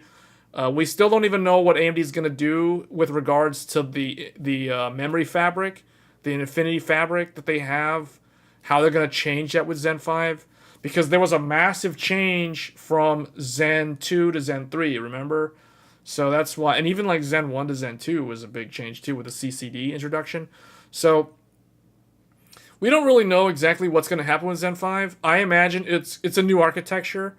So you can imagine significant upgrade in terms of IPC, noticeable upgrade in terms of gaming performance overall. So I would definitely wait. Like, if you're on DDR3, you've been on the platform this long, what's another like 4 to 6 months at this point, realistically? But if you're on DDR4, that's where it gets more interesting. Because if you're on DDR4, you could potentially cheap out and go with Raptor Lake Plus, accepting the fact that you're going to be stuck on memory limited. You could potentially run into memory bandwidth bottlenecks, because what I've noticed with more modern games, memory bandwidth seems to be a potential bottleneck with DDR4 platforms in some newer titles.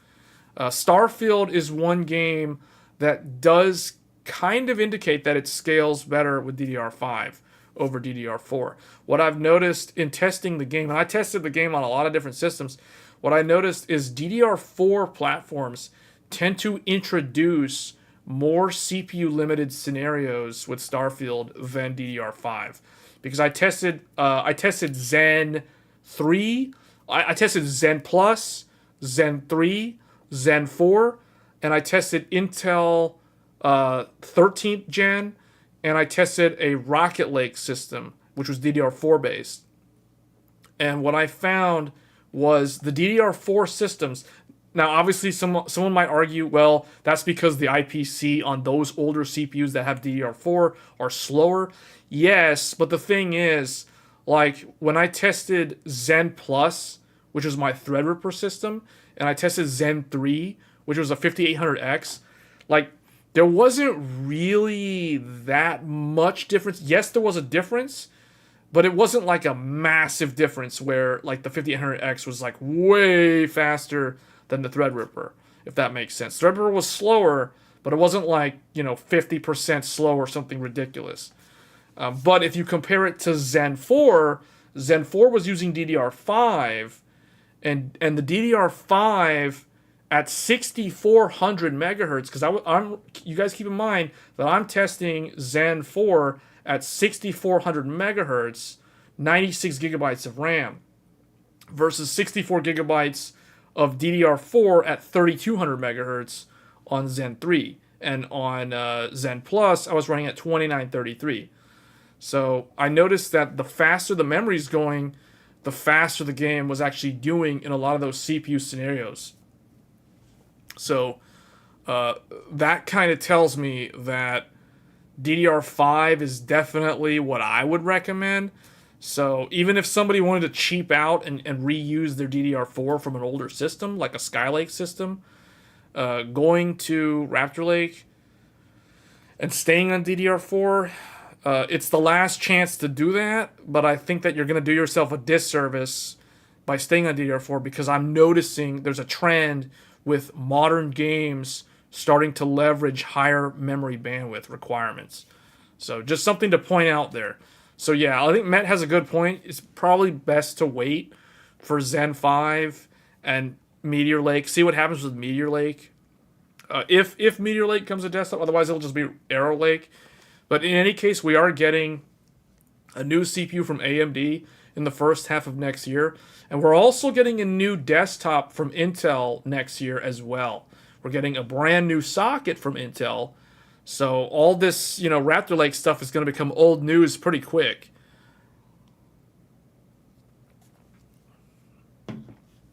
Finally updated X670E BIOS and chipset running DDR5 at 8000. Okay, so which motherboard is that? Is that the Crosshair? Is that the Crosshair Hero running at 8000? Yeah, I might ask you to send me your timings. I might try to test that. I was gonna do some DDR5 content again, but I got too busy with the starfield benchmarks that I didn't, because testing RAM stability is a chore. Like you can use the synthetics, but I'll just test Forspoken. If Forspoken doesn't crash within 10 minutes, then I consider it stable. Oh, you got 8000 running on the Ace. That's interesting. Yeah. What is that the same RAM kit that I have, or is that a different one? Is that the 32 gig, or is that the 96? Because I remember you telling me that you got the 96 kit. The 96 takes a very long time to train. Takes a long time to train 96 gigs at anything above 6000.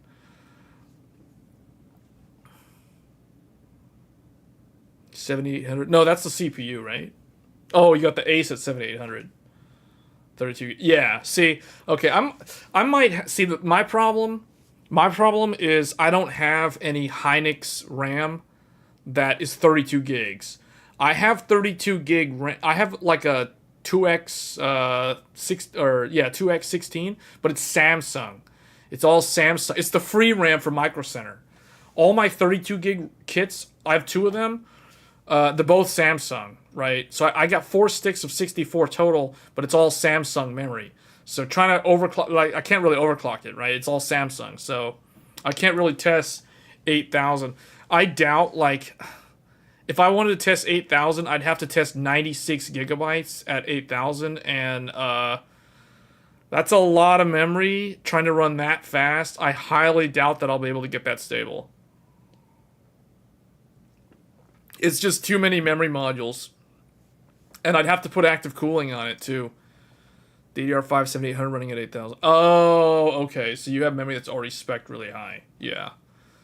Yeah. See, my problem is I don't have anything that's spec'd that high. The best RAM that I've got is... here, let me show you guys. Oh, by the way, I was looking at this earlier. This is in stock. This is in stock. The reference 700 XT is in stock at Newegg. It came back, and so is the Sapphire Pulse. So they're coming back. So that tells me that there's a lot of volume from AMD to supply the market with these cards. So they shouldn't be too hard to get. But the fact that they're selling out quite often, because they're constantly sold out on AMD's store. Like I was checking this, and they're constantly sold out. Like they come in and then they're like gone within an hour. So I mean that tells you the GPU is pretty popular, because when you guys think about it, there's literally no GPU that I can think of that launched this year that's constantly out of stock. Like 4060 Ti, 4070, 4070 Ti, all the NVIDIA cards that launched this year are always in stock. There's so many of them for sale. It's kind of hilarious. And then AMD, like this card, the 7600, this card's always in stock too. And this is a GPU that launched this year as well. So, and it's cheap, but it's like always in stock. So that tells me that there's not a lot of demand for it. You know, like the ones that are, I mean, these two cards are in stock now, but they weren't in stock, or the XTX was always out of stock like earlier this year, but this launched last year, so this doesn't count. You know, like, I'm only counting GPUs that launched in 2023, not GPUs that launched at the end of 2022. So, but the fact that this thing is selling out means that this GPU is probably the best GPU of 2023, because it's hard to track down. But I'm just... Public service announcement for anybody that was interested in this, you can actually get one right now from Newegg at MSRP, and it's the reference card. And if you pay $20 more, you get the Pulse, which I don't know if I had to choose between the reference and the Pulse. Sapphire is good, but I would go with the reference card. The only time I would choose a non-reference card is if it was significantly better. Like the Nitro, for example, I would go with the Nitro over this, or the Red Devil, or the Merc 319, or whatever the XFX one is. I'd get any of those. Maybe the ASRock Tai Chi or Phantom or whatever. Like, I'd get those over this. Shadowfox, for your information. FYI. FYI on what? On this, the fact this is in stock. Well, anyway, what I was gonna look up was the RAM. So DDR5, 6400 megahertz, 96 gigabytes. Wow, they didn't find any of it. Okay, wait a minute. This is it right here. You shared a link above. It didn't show up in the chat. I don't know unless you are you talking about the Discord? You can put it in the Discord. I have to get into Discord real quick. Oh, the Hellhound. Oh yeah. I think I remember reading some of those comments in the Discord channel. Let me get in there. Hardware Lab did Ryzen plus Intel. I mean, I did that. There was nothing wrong with it. I did that at launch, and it was fine. Oh, you did that now in stock? Yeah. Well, but going back to what RK was saying, this is the... No, wait. This is not what I have. That's better than what I have. Whoa, that's cheap. That is real... But that's Samsung. I have... 96 gigabytes. I don't know where it is. I don't see it. It's G-Skill. Actually, just do this. 48 gigabyte module. This is it. Yeah, this is the RAM, because it's 1.35 at 6400. So this is the RAM that I'm running right now. See, the problem is this RAM is so dense. This is the densest RAM. This is the 48 gig DIMM. And I'm running two of these for 96 gigabytes total at 6400 megahertz. Basically, I'm just running these with the XMP profile.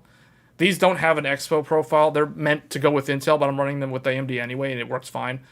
So it's 1.3. The reason why I went with them is because I wanted the highest amount of RAM possible at the fastest speed possible at the lowest voltage possible. Now, most G-Skill RAM that is running at 64 or something above 6,000 is typically 1.4 volts. So the fact that I could find these at 1.35 doing 6400 on a Ryzen-based system is actually really, really good. So this is what I'm running. And it's expensive, but it's like dense. So if I'm running 4 of these, and I did a video about this, like 192 gigabytes of RAM is a lot of memory, but it kills the speed. The highest I can do is 4800 megahertz JDEC, which is fine if you need that for production as a workstation. that's totally fine. Like 4800 for just DaVinci Resolve video editing or whatever, like nothing with gaming, just like full productivity. 192 gigs at 4800 megahertz is totally fine. And you can literally load XMP and drop the multiplier down to 4800 with these better timings, and it will work. It'll work fine. So, I mean, I tested. I did a video about it. But that, if you want density, like, that's what you have to do. So I'm hoping that Zen 5 can improve some of that. Because it did get better. Like Zen 2 and Zen 3 were way better with 4 sticks of memory than Zen 1 and Zen Plus. But I was very disappointed in Intel because I thought that I could do 4 sticks of memory. I thought I could do 128 gigabytes on Intel at like 5600, but I couldn't do it. It was unstable. And it took me a few days to find out because Intel doesn't always tell you your system is unstable until it's too late. And I actually had to recover my Windows install because something got corrupted on the operating system level, and I had to reinstall Windows, and that was very, very annoying. So the best I could do with the 13900K was also 4800 megahertz at 128 gigs, so 4 sticks. So, kind of a bummer there, but it defeats the purpose, or it defeats the advantage of having like the ability to do high-speed memory as soon as you bump up to 4 sticks of dual rank DDR5. You've been using that to keep track of what's in stock. You have the Hellhound on order, and it appears to have shipped today. I saw the change charge go through. Okay. Yeah, I plan to do some videos about the reference one from RK, so we'll look at that. I'll do a Starfield video if I can get one in, and then I will also look at like probably doing a full review. The only problem for me is if I do a review on the 7800 XT, I don't have a good equivalent GPU to compare it with. Like, I don't have a 4070 or any of the 30 series cards there in the middle. I guess I could compare it with a 6900 XT and a 3080 Ti, because those are the two cards that I have that are probably the closest in terms of the performance. But it's not I feel like that's not a proper comparison. I don't like the idea of comparing a $500 MSRP GPU with what was once a $1,200 MSRP GPU from NVIDIA and a $1,000 flagship from AMD, like the previous generation, 6900 XT. Like, that thing's MSRP was $1,000 when it launched. So I feel like that's kind of not fair, even if the 7800 XT ends up being slightly faster, because I expect what will probably happen if I compare 6900 XT with 7800 XT, they're probably going to tie. And in some games, the 7800 XT will probably win. I expect it'll probably win in ray tracing, but it'll probably lose in some older games that have rasterization as the primary performance metric. So, RK could also provide the 3080. Interesting. You have a 3080. Oh, okay. That is actually a more interesting comparison, because that was but even then, that was a $700 product, but it's still kind of the same tier. It's still closer to what the 7800 XT is supposed to compete with. So I don't know. I'll have to think about that, because the thing is, I could also just present the GPU as is, and not even show a comparison. But I think then people won't have a frame of reference. Like, oftentimes I feel like you have to show it at least with something else, like typically an older generation card, because that's kind of the expectation. If you just show the GPU and show the numbers, like, it's like, is this great or is it whatever? Like, there's no frame of reference. So the 4070 is comparable in performance to the 3080 from what I remember. Yeah, I think it is. Yeah. Okay. So then that's kind of a similar comparison. Yeah, and the 7800 XT is pretty much, I think it's a little bit faster than the 4070 in pretty much everything. It's like single-digit percentage faster, if I remember correctly from the reviews. I have to go back and look, but it was, in general, I think it was faster. How about the 2080? See, that could be an interesting comparison too. I've never once ever like tested any 20 series GPU. Like you know what I could do? I could compare it to my ancient Vega 64 and my GTX 1080. I could do that because see, the thing is, a lot of people, what reviewers don't really show on those day one reviews, they don't really show how the GPU stacks up against a really old GPU. Like, what if somebody was on a GPU for 5 or more years? Like, what does this $500 upgrade bring them? Because I think that that's a massive upgrade.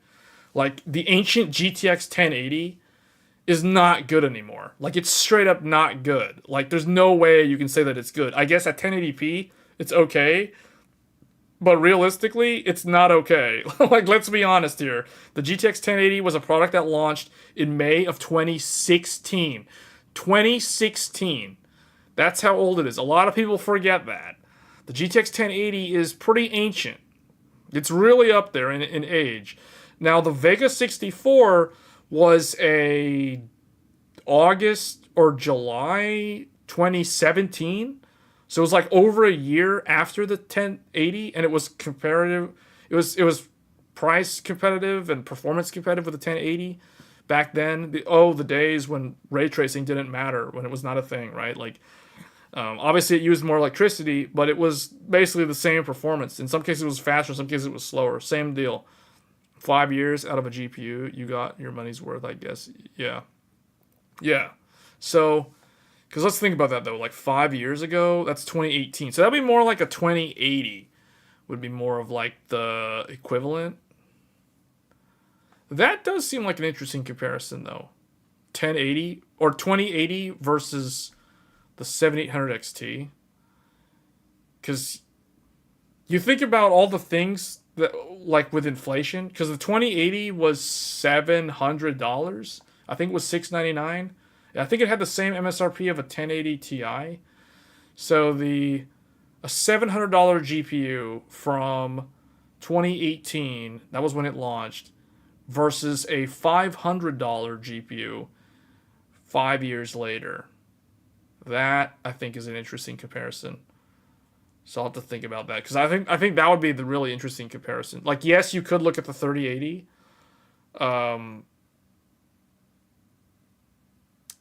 I think they're going to be pretty close. I think, well, obviously it's going to be faster than the 3080.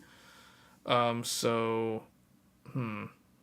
just don't know, like, what's the best set of GPUs to compare this thing with? 2080 Super launch at 2080 Super, though, was after that. That was like 2019. The 2080 Super. Oh wait, RK has a 2080 Super? Oh, it's a Super? Oh, it's one of those. Oh, no, oh. I mean, the Super is just gross. I hate the Supers. You know why I don't like the Supers? I'll tell you why I don't like the Supers.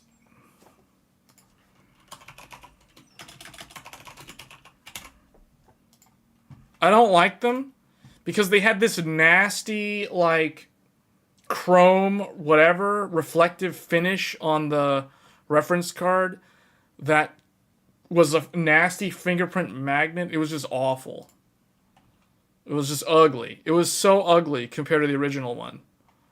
Like, the reference Super looked terrible compared to the original one, which had this matte black design. I don't know what they were thinking. And then the thing is with the Super, they also did stupid things. Like, they did, was it this one? One of them was really dumb. Like look at that. What is this? Reference cards were $100 more. Well, I don't know about these. The Pascal ones were $100 more. This was $400. $400 for this thing.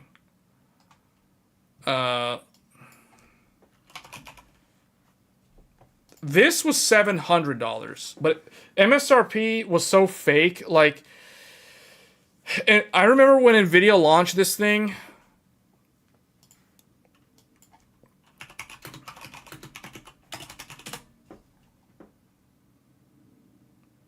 Is this when he did? Where's the stupid thing where he talked about it?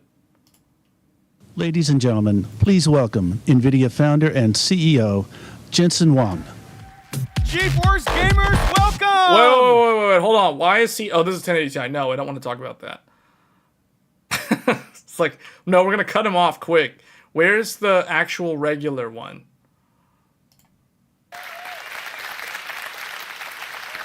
Do you know why this one? The Pascal press conference was the most memorable thing because there was that person in the crowd that was obviously being paid to yell, "I can afford that, I can afford that." Do you guys remember the meme? Hold on, where is that video? Hold on, guys. Ladies and gentlemen, I'm gonna turn this up. I'm gonna turn this up. Max volume. Here we go. Here we go. Max volume. Get ready. GTX 1080.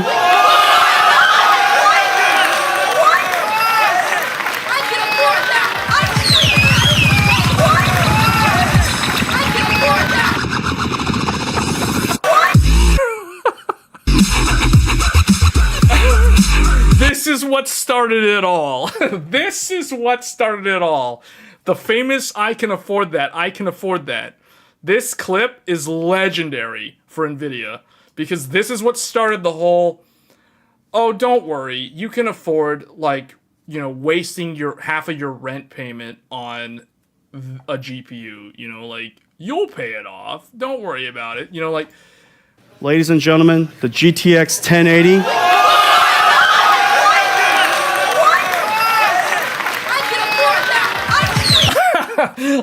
whoever edited this is a genius. Ladies and gentlemen, the GTX 1080.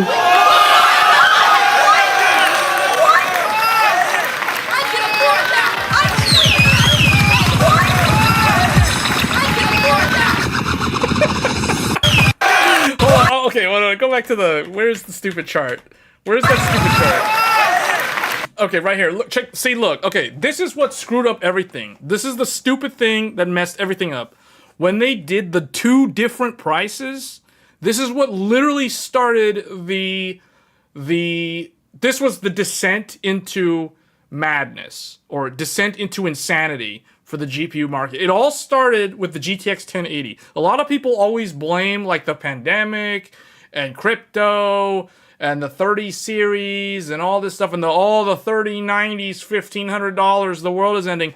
No, it actually started with this thing because when Nvidia started the stupid like $100 upcharge for the reference, they call it the Founders Edition card, but it's, let's be honest, it's literally just their reference card that some artist like designed the shape of it and it looks cool and all that stuff. So when they did this, they started screwing up the market because when this thing launched, first of all, do you guys remember that Nvidia, like, they did a thing where May 27th, the only model that you could buy was the Founders Edition. You couldn't even buy like the fat EVGA for the Win 3, blah, blah, blah, triple, like the Kingpin, all those boys. You couldn't even buy any of that stuff. The Asus triple fan, triple thick, triple finger, everything triple. Like, you couldn't buy any of that stuff on launch day. You could only buy the Founders Edition for $699 at Best Buy, Micro Center, all the online, Newegg, everybody, all that stuff, and they got gobbled up like really quick. Because I remember you couldn't even buy this thing at launch. It was like the same deal with bots and everybody buying them up automatically. So then you had to wait for the AIB cards, and the AIB cards came out like a month later. So it's like, this is where they started doing the stupid anti-consumer thing where it's like, well, not really the anti-consumer thing. This is where they started screwing over the AIB partners because the AIB partners couldn't, the fact that you couldn't sell, Like if I'm EVGA and I can't sell my Kingpin, Overclock, Triple Edition, and all my big For the Win Fat Boys, like if I can't sell any of that stuff on launch day, you know what's going to happen? I'm going to miss out on sales because there's going to be those NVIDIA fanboys that go and buy the Founders Edition, and it's like, well, thanks NVIDIA, you just like took away that sales opportunity for me because you sold your stupid Founders Edition to somebody else. Now they're not going to buy my For the Win. The only people that were going to buy the AIBs were the people who thought the blower style was garbage. You know? So, and the reality is when, after they did the stupid Founders Edition pricing, do you know what all the AIBs set their prices for? They set their prices for like $719, $729, $749.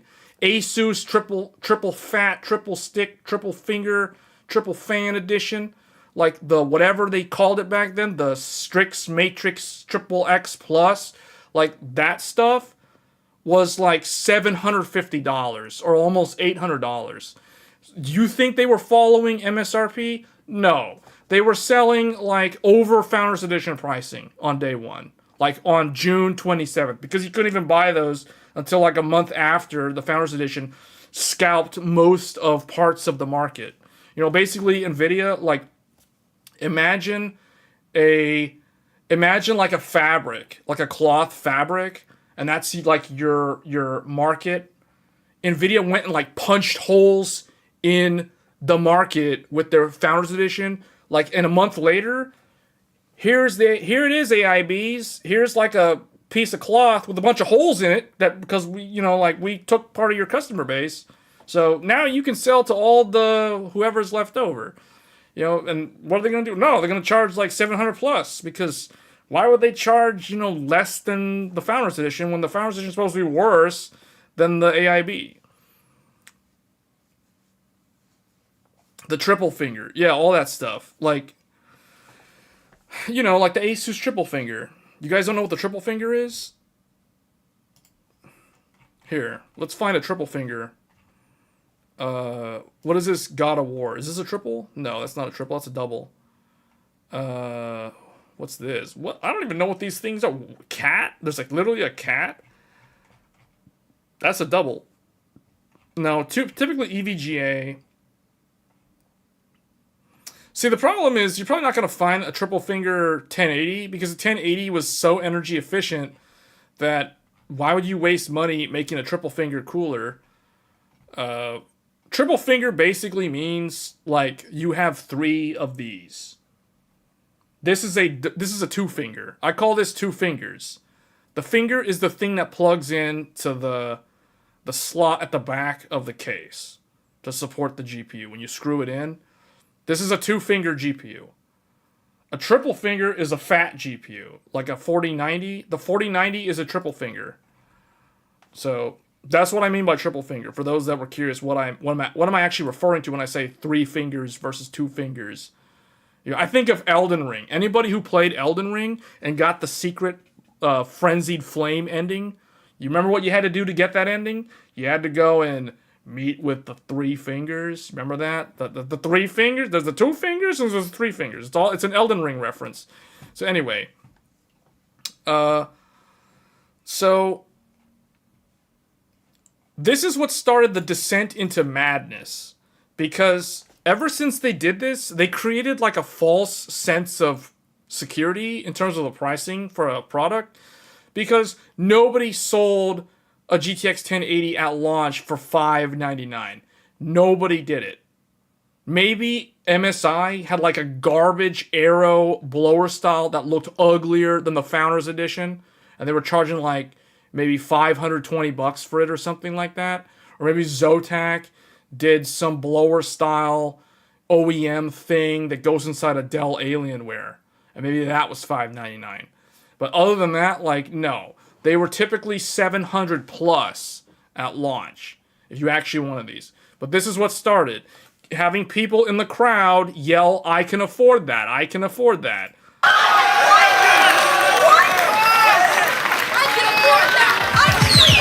Okay, just because you can afford it doesn't mean you have to, like, agree to it. Does anybody not know what haggling is? Like, what is wrong? See, this is kind of what screwed up the GPU market. This is what started, because it got worse with the 20 series. Because you guys remember what happened with the 20 series?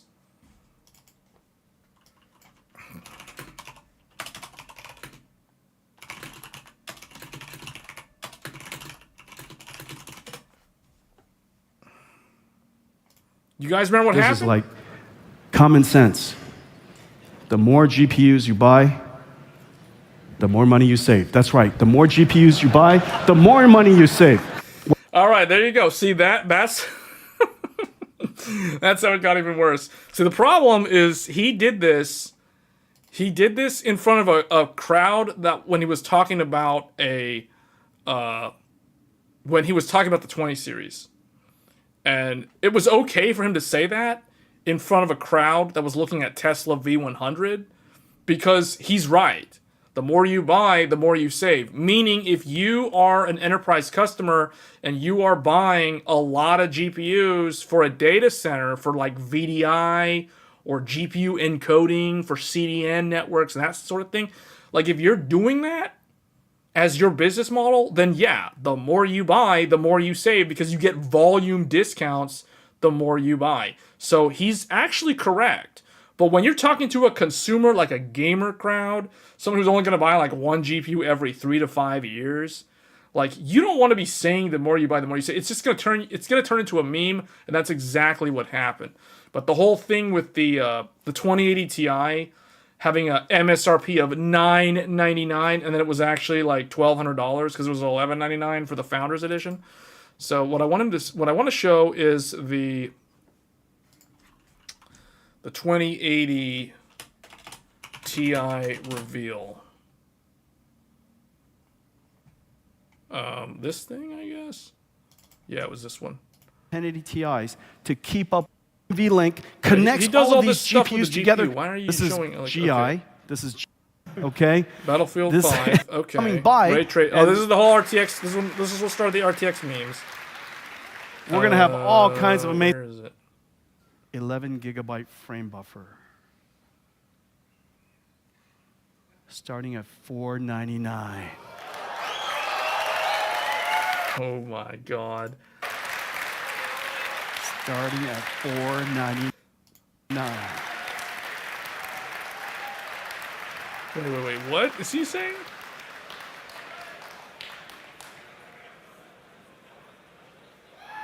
Pre-orders today. Wait, what is he talking He's about? on. That's $499. Because The rest of your system and your models are done properly. where's this product? And so Where's the actual product? RTX driver.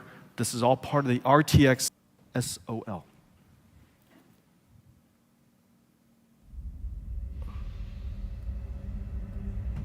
All this stuff with the RTX. There's just too much RTX in here. Like, we need to turn all this RTX off. I can't find what I'm looking for. Okay, 20. Okay, where is it? This? It's on. Well, computer graphics reinvented. Computer graphics reimagined it. This is it. This is the inflection point because this is the part with the 20. This is the ray tracing thing. Isn't that beautiful?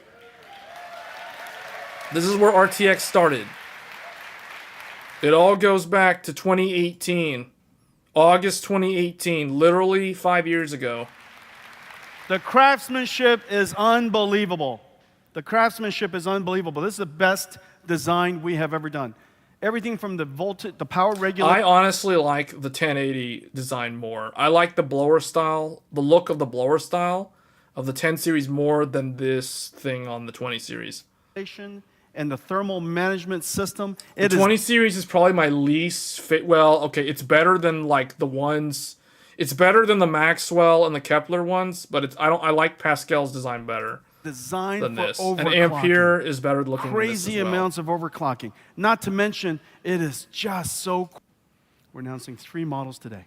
The 2080 Ti is a much better cooler, and look, no, I don't like it. I don't think it's a good cooler at all. I bet this thing probably runs really hot. The RTX 27 It looks really small. with 6 giga Oh, well, the 1080 Ti. That's because the 1080 Ti was 250 watts on a... Well, yeah, I mean, that's... per second, 5 times that of a Titan X. 5 times that of a Titan XP. 45... Where's that chart that shows the... Pre-orders today. 20th. Okay, there it is, September 20th. Wait, hold up. September 20th? That was literally yesterday. That was yesterday. 5 years ago, yesterday was when this thing launched. Family. The NVIDIA RTX family. Soon. Okay, look. This is the slide that I wanted to see. This is the slide that I wanted to see. Because here is where... This is the bait and switch. This is the bait and switch because this is where they're trying to do psychology. This is where the brainwashing starts happening. This is the classical conditioning. This is classical conditioning. Psychology 101, intro to psych right now, happening right here on this PowerPoint slide from NVIDIA. Basically, he shows $499, $699, $999, and then it's misleading because that's actually not the price for the 2080 Ti. That's not the price of the Founders Edition. The Founders Edition is actually $1,200. It's $1,199, but that's not actually shown on the slide. Then, to kind of justify this, they show a $20,000. Is this like 2 of them is $20,000? So this is like a $10,000 GPU. I don't even understand like why show $20,000? Why show the price of a car? Like 2 GPUs for the price of a car? Like consumers aren't going to be able to relate to that. So it's all classical conditioning because now you have to try to convince your audience to buy a $1,200 GPU when in the past you only really sold those as Titans. And with this, they're moving the Titans price up to $2,500. But obviously they didn't show that here. I don't know why they didn't show that, because I feel like that probably would have been a smarter move. But anyway, this is all in the past now. But the point is, the descent into madness for GPU pricing only gets worse if you look at every single one of NVIDIA's like product launches. Because first there was the whole Founders Edition fiasco with the 10 series where it's like $100 more. But then all the AIBs literally ignored the MSRP number and just went from the Founders Edition number and then went up from there. And then you had this to justify $1,200 price points for the flagship, while it wasn't even that much better than the 1080 Ti, the previous flagship. So that made it look even worse in terms of the value. And that's why it was so heavily skewed toward talking about RT as the selling point. Then there was 30 series, and that was where the $1,500 8K 3090 debuted. So it just only got worse. And now we're sitting at $1,600 on the 4090. So, whatever. And there was also the $2,000 3090 Ti. So it just kind of fell apart at this point. But anyway, that wasn't supposed to be a focus of this discussion. We weren't supposed to focus so much on NVIDIA GPUs, but anyway, talking about Intel, where is their Meteor Lake? So Meteor Lake is going to be interesting because Meteor Lake is going to be a large departure from Raptor Lake, more so than anything else Intel's done in a long time. So Intel did... Pretty much when I think of Intel, I think of Nehalem, Sandy Bridge, Skylake, and Rocket Lake. Those are the ones that I think of because those are the ones that were architecturally different from the previous generations. So if we go back here, you had your Nehalem and you had its derivatives like Linfield and Clarkdale and Gulftown, etc. So I didn't really list those, but you guys get the idea. Then there was Sandy Bridge, Ivy Bridge, Haswell, Broadwell. Those were all DDR3. Those were all kind of the same underlying architecture. The main difference was Haswell had the fiber. Then it went back in for Skylake because of DDR4. And then you had the DDR4 variants up to Rocket Lake. But the thing is, Rocket Lake was the new architecture. Rocket Lake was Intel's new design after Skylake. So all this stuff up to Comet Lake is still derivative of Skylake's cores. Rocket Lake was the real new architecture. But Rocket Lake capped out at 8 P cores. Comet Lake brought Skylake up to 10 cores max on the consumer desktop. So it was kind of weird. It almost felt like a downgrade, because if you were on a 10900K, you had a 10-core, 20-thread CPU, and if you wanted to go to 11th generation, the most you could do on that on 11900K, that was an 8-core, 16-thread. So, and the reason why that was the max is because that was Intel's core design for the next generation, and it maxed out at 8 cores. And hence all of the derivatives of Rocket Lake, which are basically the node shrink, because Rocket Lake was Intel 10, or whatever they called it, but essentially it was, like Intel's older node. It was the 14 nanometer plus plus plus plus plus plus. Then you had Alder Lake, which was actually Intel 7, which was the 10 nanometer Intel, which was the node shrink of the Rocket Lake, which allowed them to fit the E-cores on there in the first place. So architecturally, Alder Lake, Raptor Lake, and Raptor Lake Plus are all fundamentally the same architecture as Rocket Lake 11th generation. So it kind of makes sense when you look at the timeline and you zoom out, because you see Sandy Bridge up to Broadwell, all of them are basically very similar. Then you have Skylake to Comet Lake. Again, all of them are very similar. Likewise, now you have Rocket Lake all the way up to Raptor Lake Plus. Oh, look, 4 generations of CPUs, and they're all relatively similar.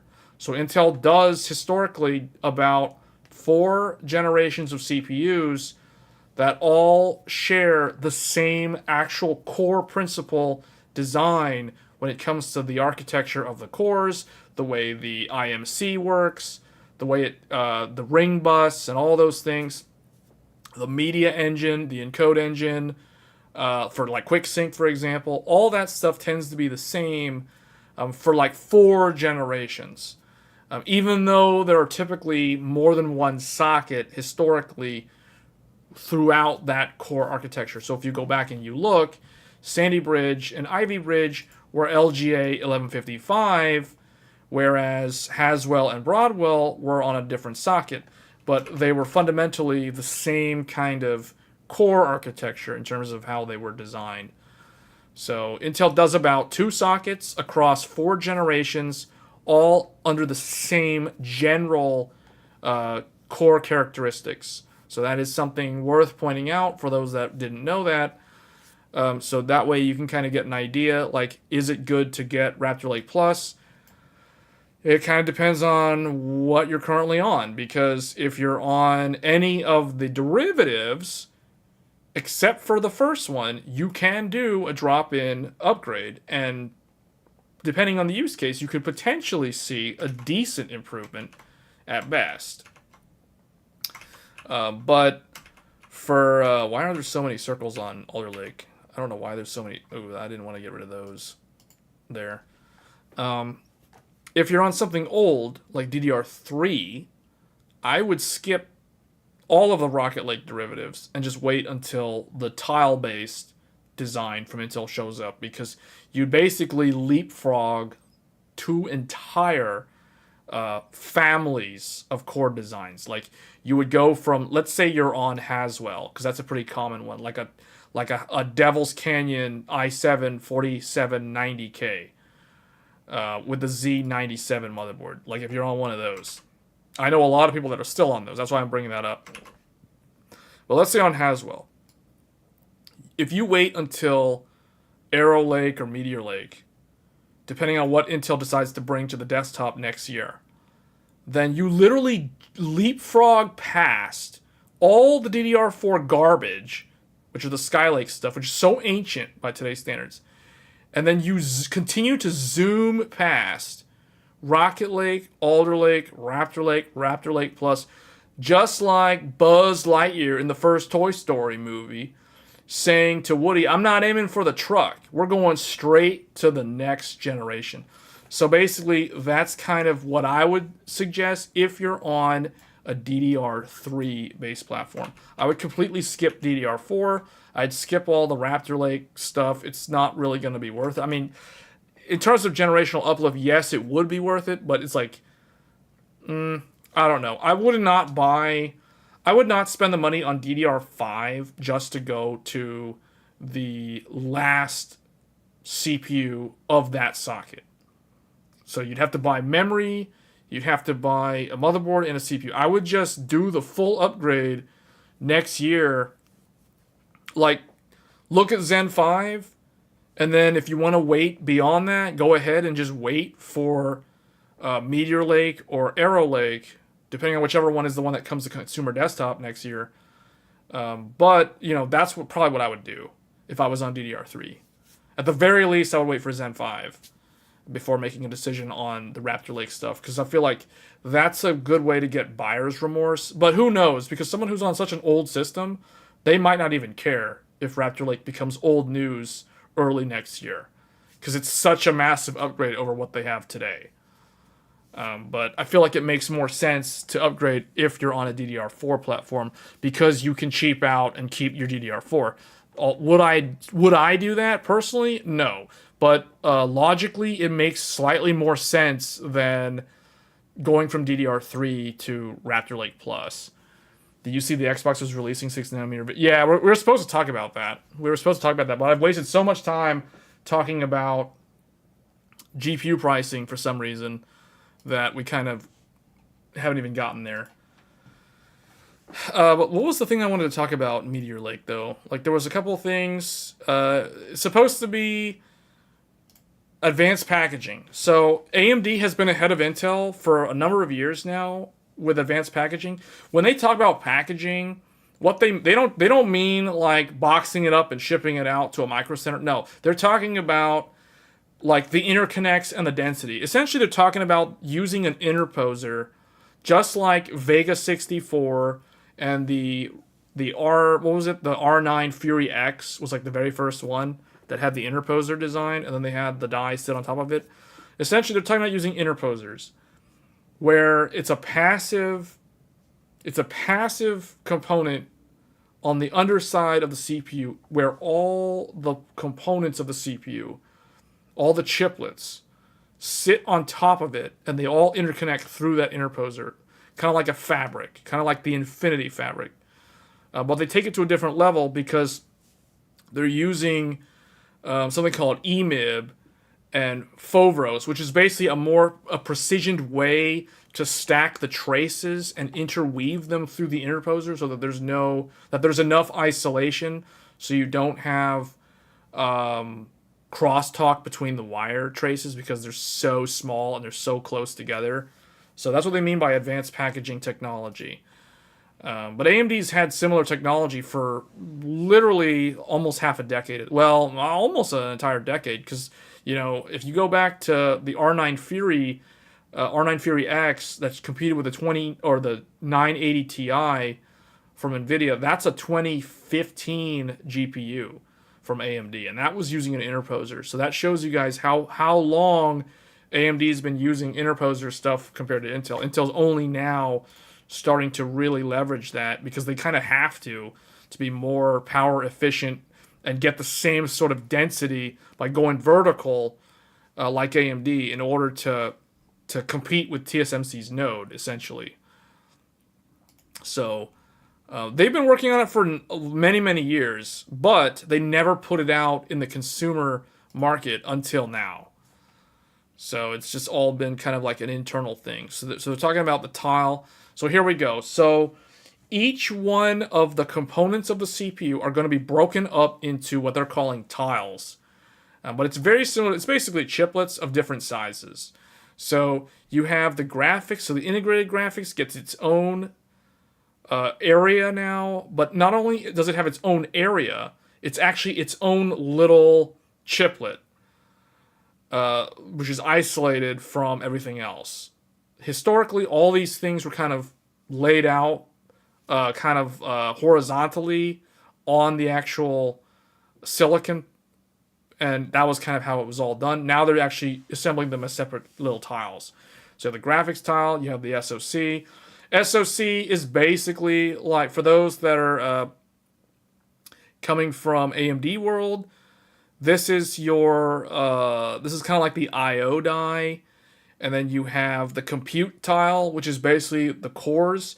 So this is like AMD CCD or the CCX, and then you have the I/O tile. So on AMD, the I/O tile and the SoC tile are basically the same thing. They're all combined in the I/O die.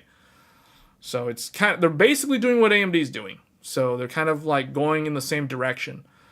So that is a good thing, because that means that they'll be able to potentially roll out newer nodes faster, because they've kind of been stuck. Like, Intel was kind of a meme with the 14 nanometer, because remember 14 nanometer, then there was 14 nanometer plus, which was Kaby Lake, then there was 14 nanometer plus plus, which was Coffee Lake, the i7 8700K, then there was plus plus plus plus, which was the first i9, that was the Comet Lake, or no, that was the Coffee Lake refresh, that was the i9 i9 9900K.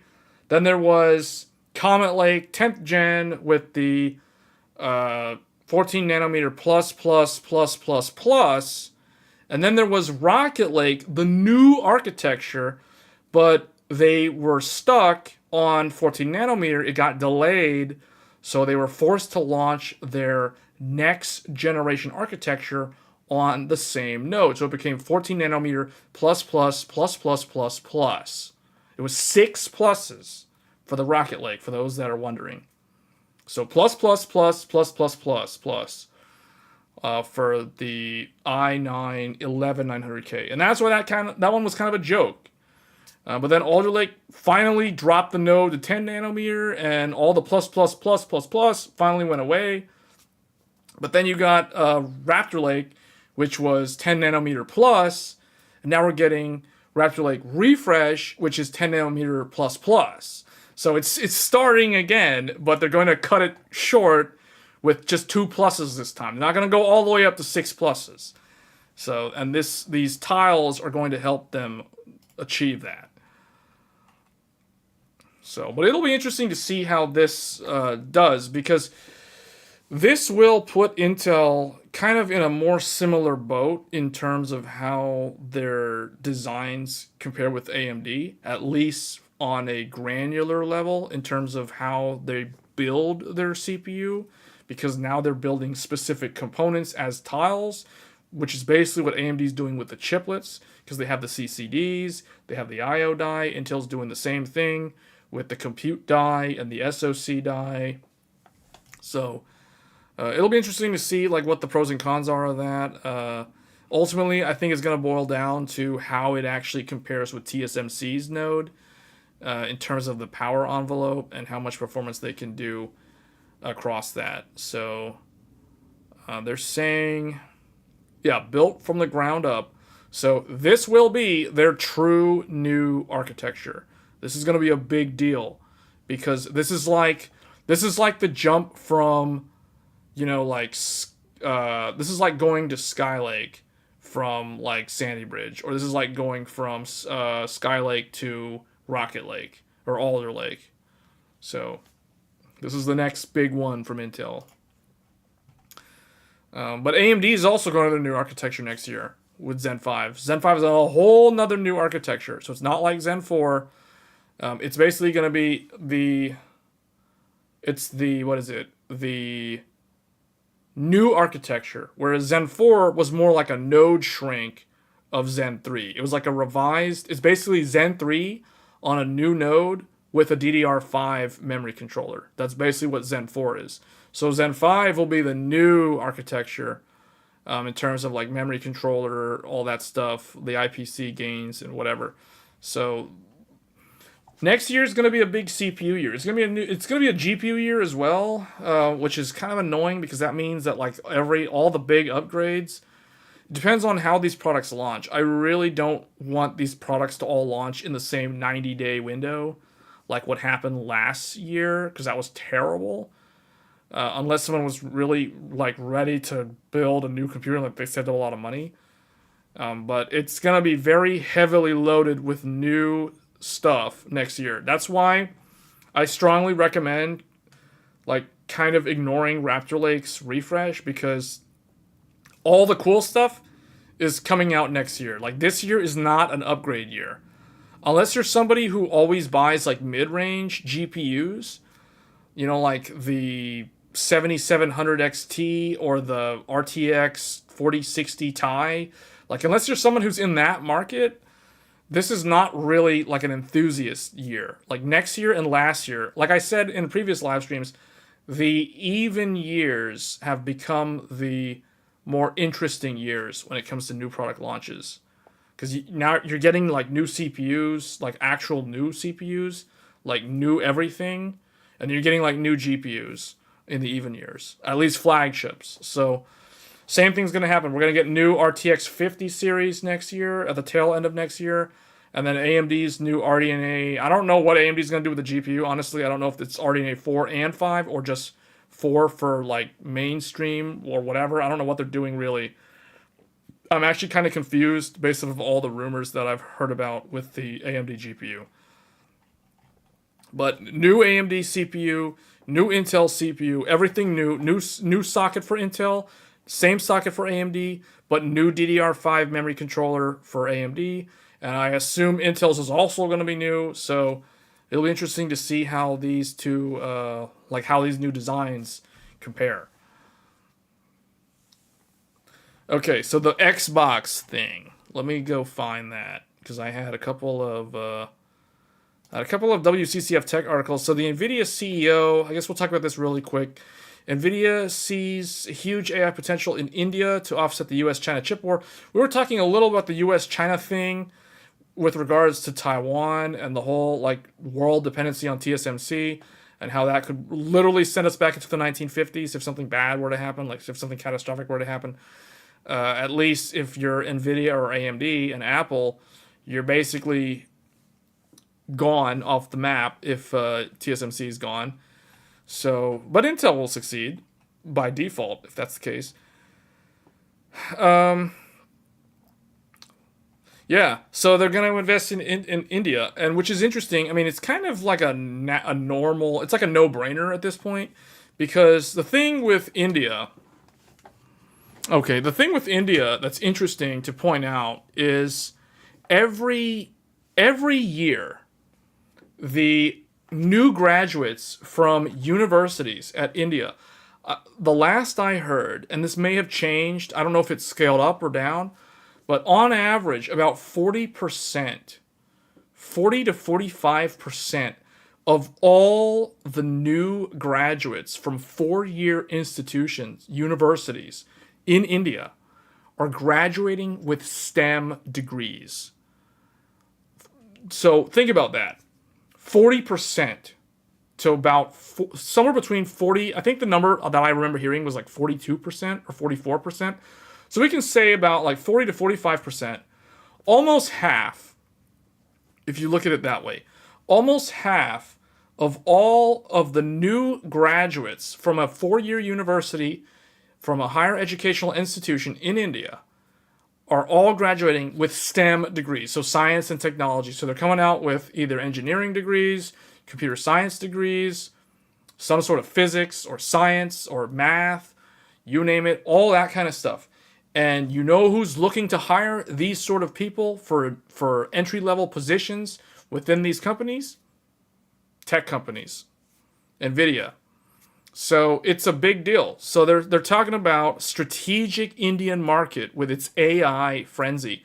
And they know because they can hire a bunch of new graduates, and not even just new graduates. You can get experienced individuals that are well into their career into NVIDIA.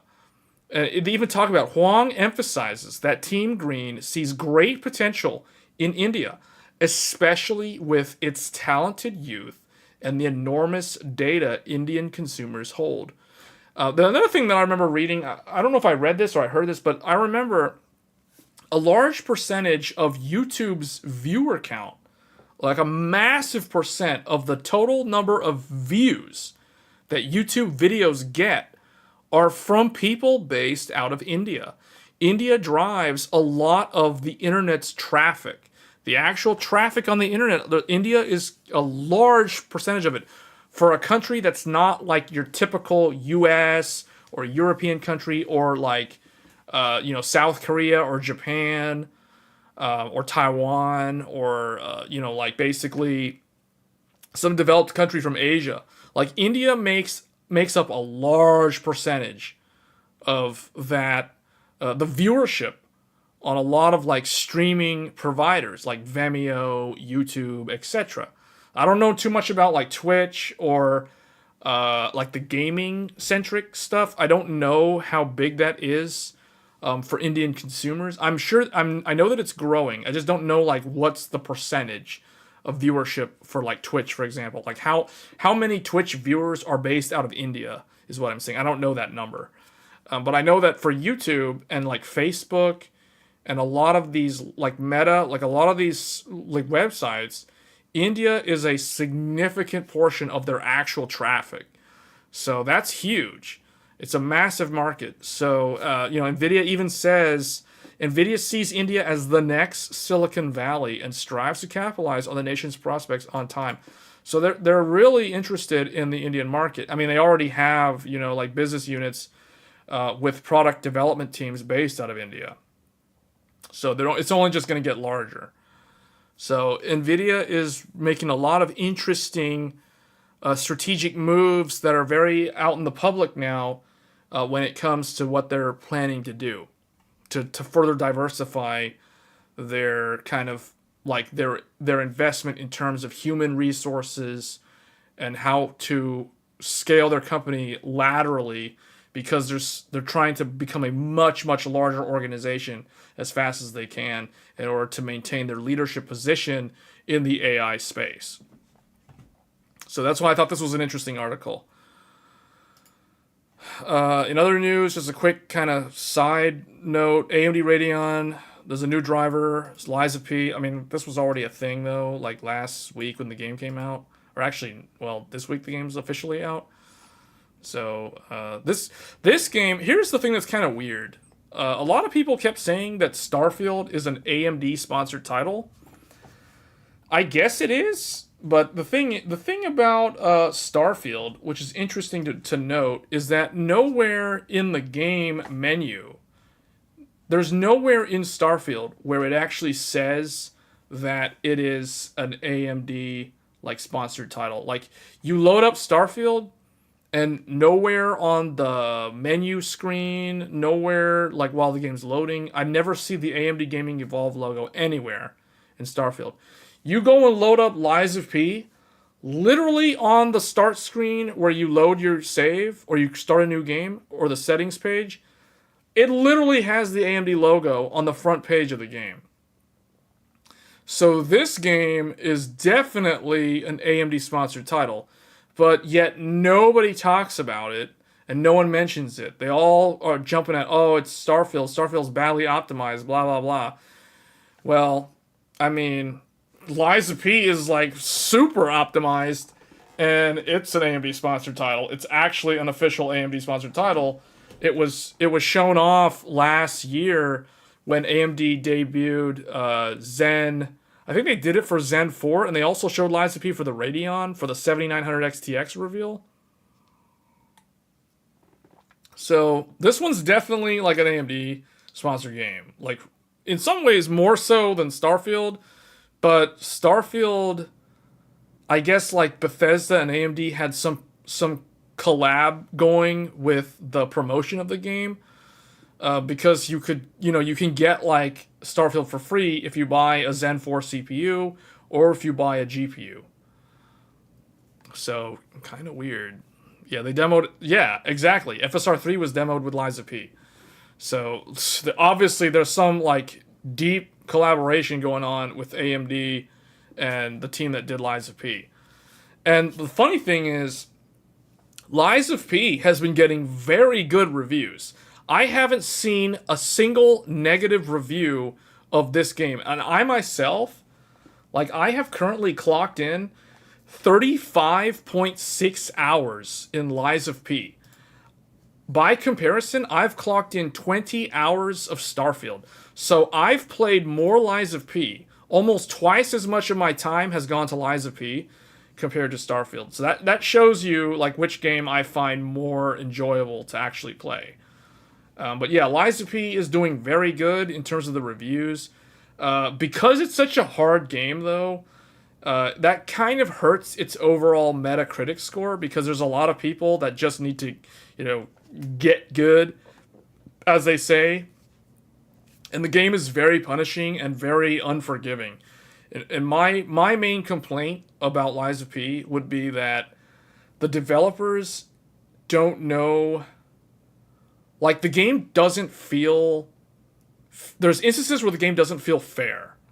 Like, it compared to a From Software game, like Dark Souls and Elden Ring, those games always felt fair. If you messed up and if you died because you screwed up. And you knew that you died because you messed up. You never felt like the game felt cheap.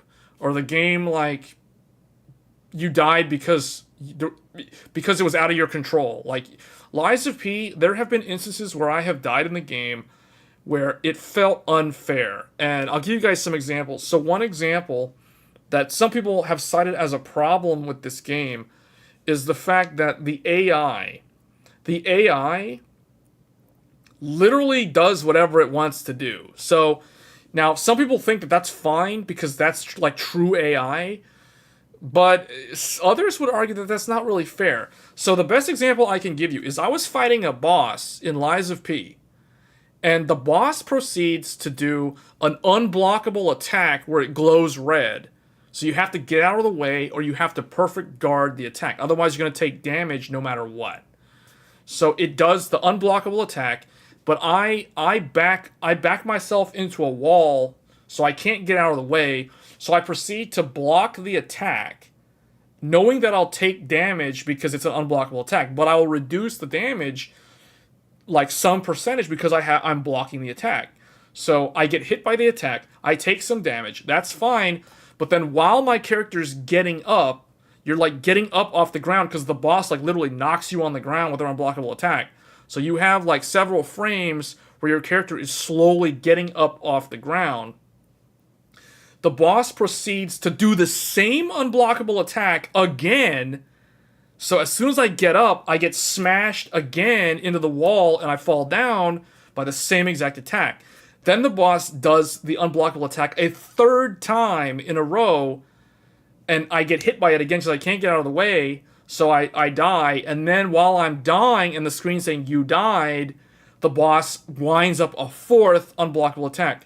So in my mind, in my opinion, one thing that I hope that they consider doing is change the boss behavior so that a boss can't execute an unblockable attack consecutively. Because to me, that seems too unfair.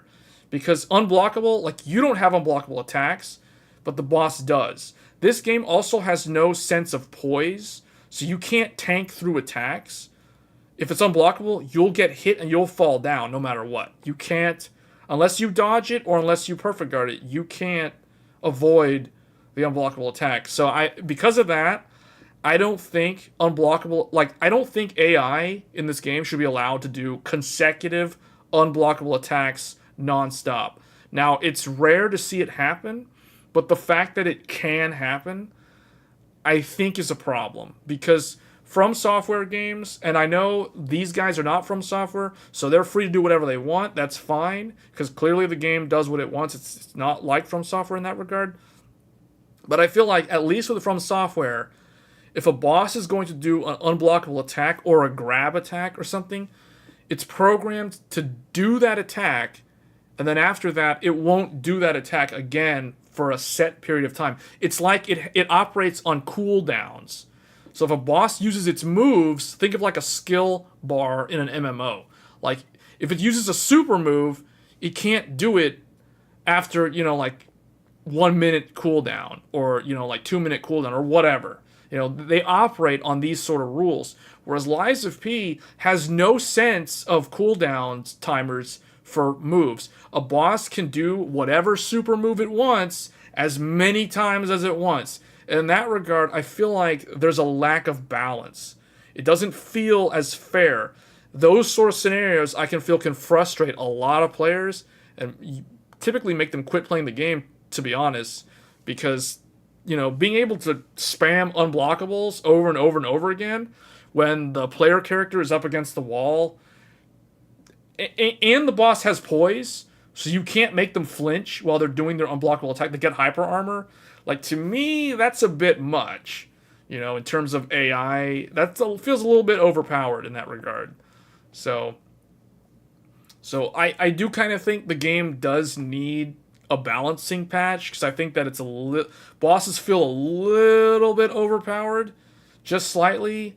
Give them a cooldown timer on some of their like way strong moves, because a boss has like 12 moves, and if they decide to do it turns into an RNG thing. Like if you get really good RNG and the boss just does like a mix of like weak and strong moves, then you end up winning just fine. But if the boss decides to spam like really, really strong moves continuously and unblockables continuously, that's really bad RNG, and leaving it up to RNG and having to repeat the boss fight over and over again until you get good RNG, to me, that kind of detracts from the game being fun. So that's the reason why I feel like Lies of P is an 8 out of 10. Because combat feels a little bit, they need to tweak the behavior, or they need to do one of two things. Either change the AI behavior so they can't spam like really strong moves consecutively, or they need to reduce the damage that those moves do. Because there's no, like, it's hard for you to improve if you are getting one shot for an unblockable and they're free to spam the unblockable over and over again multiple times. You know what I'm saying? Like, that to me seems a bit much. So that's how you can tell it's not a From Software game, because it lacks a sense of balance in the combat, and that's why it's definitely not for everyone. Okay. Let's go look at Final Fantasy VII Rebirth hands-on impressions. So they were able to test. So Square Enix invited the press to test like Final Fantasy VII Rebirth. This game is coming out in February of next year to the PlayStation 5 as a timed exclusive. So anybody who's hoping to play this on the PC, you're going to be waiting until 2026. So, or not 2026. You're going to be waiting until sometime in 2025 to be able to play this game on PC. So it's like 2 years away. But it's coming out in February on PS5. But this is going to be one of the biggest games of next year. For sure. It's a 2-disc game. So, you get to play a Sephiroth. That's interesting. Like he actually has his moves. So they're generally following the overall original story, but I feel like they're actually kind of taking this game and they're really deviating from the original, and they're kind of turning this into their own thing in terms of how it's retelling the tale of the Final Fantasy VII narrative. So it'll be interesting to see how the game plays, like how the story actually progresses. Square doesn't know how to compress the assets. I mean, I guess, yeah, but I mean, the game looks pretty good. Like, remember, this is like all PS5. All these screenshots are based off of the PlayStation 5. These aren't PC. Like, this is all PS5. Now, that looks kind of blurry right there. Her hair. But the thing is, Square Enix always has this weird, like, mesh, the way they do their hair. See, so let's just kind of look. See, this looks a lot like the original one. I think that they're probably gonna do a demo a free demo playthrough. Like, they're going to make the demo available at some point soon because this game is coming out in February. I would imagine probably sometime around late November, sometime in December, the demo will be made available. Maybe they'll do it in January. But it's going to be one of the biggest games of next year. And so far, there's not a whole lot on the list. You know, they added swimming. It looks like swimming is going to be in the game. But the fact that it's coming to PS5 means it will be better than the original one. Because the first one started out as a PlayStation 4 exclusive. And it ran at like 30 FPS. Like 1080p 30 on a PS5 or a PS4 Pro. But this is the sort of game that, like, if this game doesn't come out until 2025 on the PC, I'll probably buy like a PS5 Pro whenever that decides to come out to play this game. Because I'm not going to wait around until 2025 to play this. Like, no. In fact, I need to finish the Yuffie DLC, the integrated chapter that was added to the original one. In the trailer, it says not available on other formats at least until May 29th, 2024. Maybe it will come out on PC sooner. Well, no, they said that for Final Fantasy 16. The agreement... So here's the thing with Square Enix that a lot of people don't know. Like, Square Enix is kind of dumb when it comes to porting games to other systems. So, like, they developed the game for whatever the target console is, or the target hardware, in this case PlayStation 5. Then, after the expiration date expires, so like in this case, you know, May 29th of next year, after that expires, then they start working on porting it over. Like, the best example I can give you is Yoshi P said in a recent live letter for Final Fantasy XIV that the team is going to begin working on Final Fantasy 16 for the other platforms. So they're only going to start doing that now? Like, see what I'm saying? So the game came out back in June. Whenever the expiration date is, we'd have to go back and look. But once they do that, they're going to start working on the port. So just because it says May 29th, that doesn't mean that it's coming out like June or July. It's at the earliest, let's put it this way, at the earliest, it's going to be 12 to 18 months. But you can probably bet on like 18 months to wait for it to actually show up on PC. Go look at Final Fantasy 15 and go look at all of Square Enix games historically. Go look at Final Fantasy 13 and 15. When they came out, 13 was like 2010. March 2010 for the international release. I think Japan got it in 2009. But like 2010 was like PlayStation 3 and Xbox One. Or no, Xbox 360. Then go look at when it came out to Steam. In fact, I can actually tell you because I have the Steam version. Let me see. Final Fantasy 13. It came out October 9th, 2014. So let's look at this because you guys know I like to do a lot of history in terms to try to predict when things come out. So hey Sid. So look at this. So March 2010 PS3 360 was Final Fantasy 13 launch. Then October, we'll just say October 2014 was Steam release. Look at how long that was to wait. Now I know it's not that long anymore, but that's pretty terrible. Now let's look at Final Fantasy 15. FF15. When did that come out on the PC? Actually, let's just go straight to the store page. Final, I know it was sometime in 2018. Or maybe it was 2017. I think it might have been 2017. Let me see, Windows Edition. Oh, I was right the first time. Okay, so hold on, I gotta go find the, because I forgot when the PC version of this game came out. Final Fantasy 15 release date. Okay, November 2016. So this one was November 29th, or we'll just say November 2016 for the PS4. The Steam release, March 2018.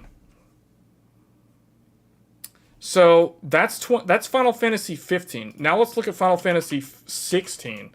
Let's try to predict when Final Fantasy 16 will come to the PC. So based off of this, based off of the more recent Final Fantasy 15, that was what, like a year and a half? Almost? So what did I say earlier? What did I say earlier? A few minutes ago, before Sid joined.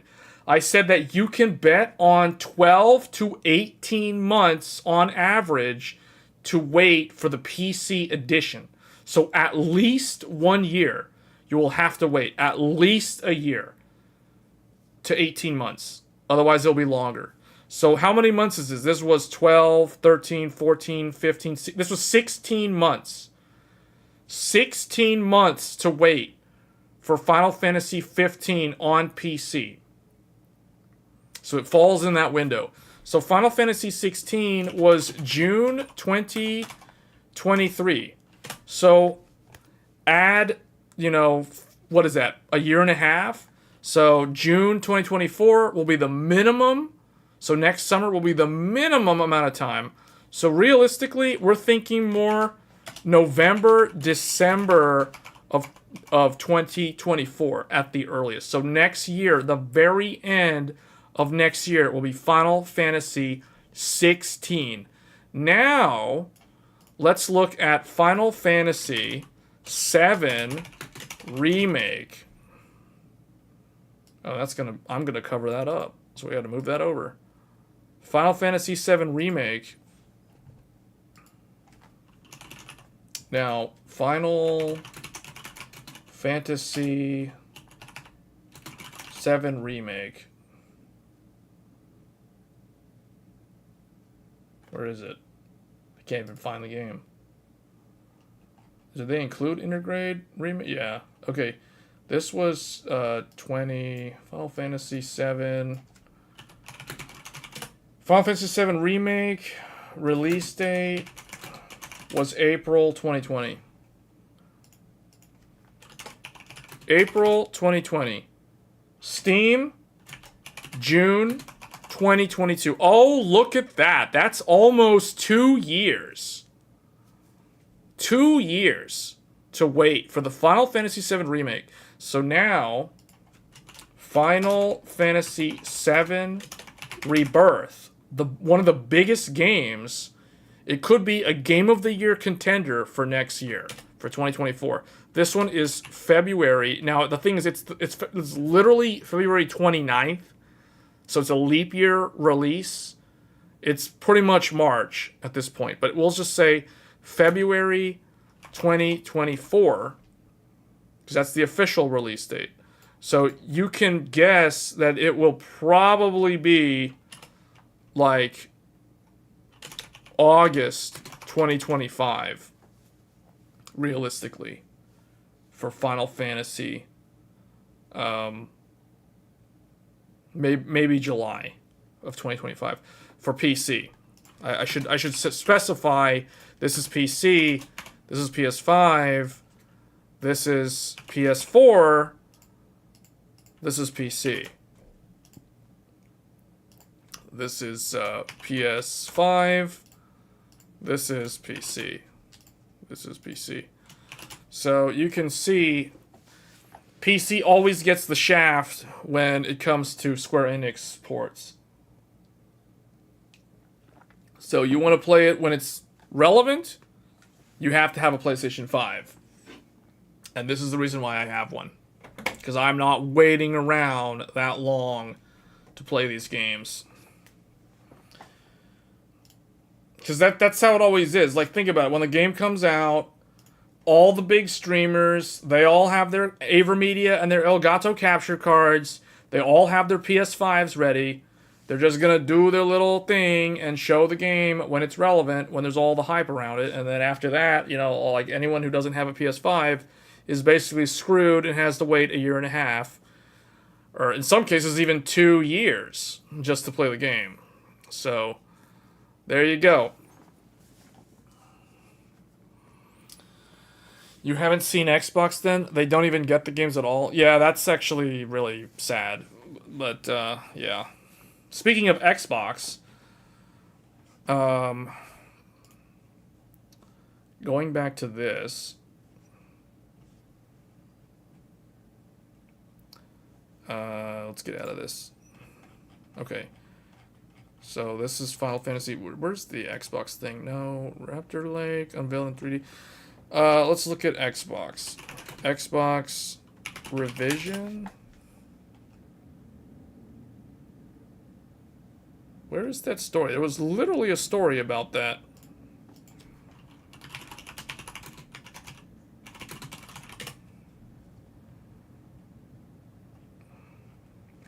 What? How? There's no... What? Are they, like, trying to hide this news? I can't find that big news about, like, Microsoft... Xbox... Right, here it is. Okay. Xbox Series X and S refresh roadmap leaked. A hefty information dump originating from documents relating to Microsoft versus FTC legal case has revealed the plans dated April of last year, not this year, April of last year, for an upcoming refresh of current generation Xbox Series X and S consoles. Microsoft's gaming's head honcho, blah, blah, blah. Okay, here it is. Let's just jump right into it. So Brooklyn is the name of the new Xbox. It's the code name. It's not going to be what it's called when you go to buy one, but it is the Xbox Series X refresh. The most powerful Xbox ever. Now adorably all digital. Now that's gonna make a lot of people that like physical media unhappy, but maybe they'll offer like a USB 3.0 Blu-ray drive add-on or something. Who knows? XScan Series X.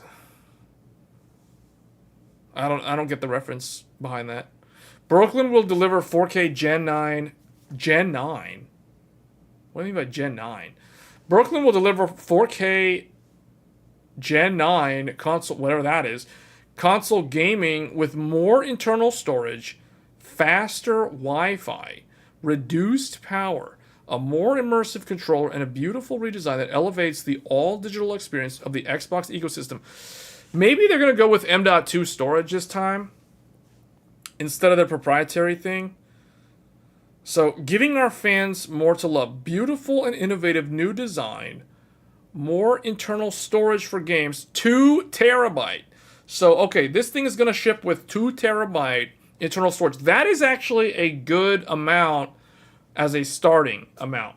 Because when I got the PlayStation 5, I waited around for almost a year to be able to install a PCI Gen 4 SSD. And the one that I ended up putting in there was a 2 terabyte Gen 4 drive. And by today's standards, 2 terabyte doesn't feel like a lot of storage for the PlayStation 5. Now, it's not a big deal because I have the 2 terabyte M.2 plus the 825 gigabytes of built-in storage. So I have about 3.8 terabytes of storage for my PlayStation 5, all internal flash storage.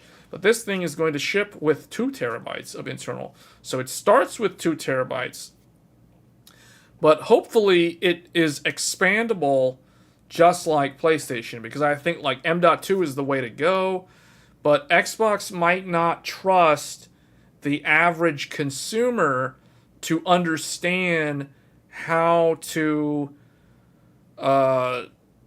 upgrade, how to install an M.2 drive, so they might go with a proprietary solution just because they may not trust the average consumer to be smart enough to install an M.2 drive.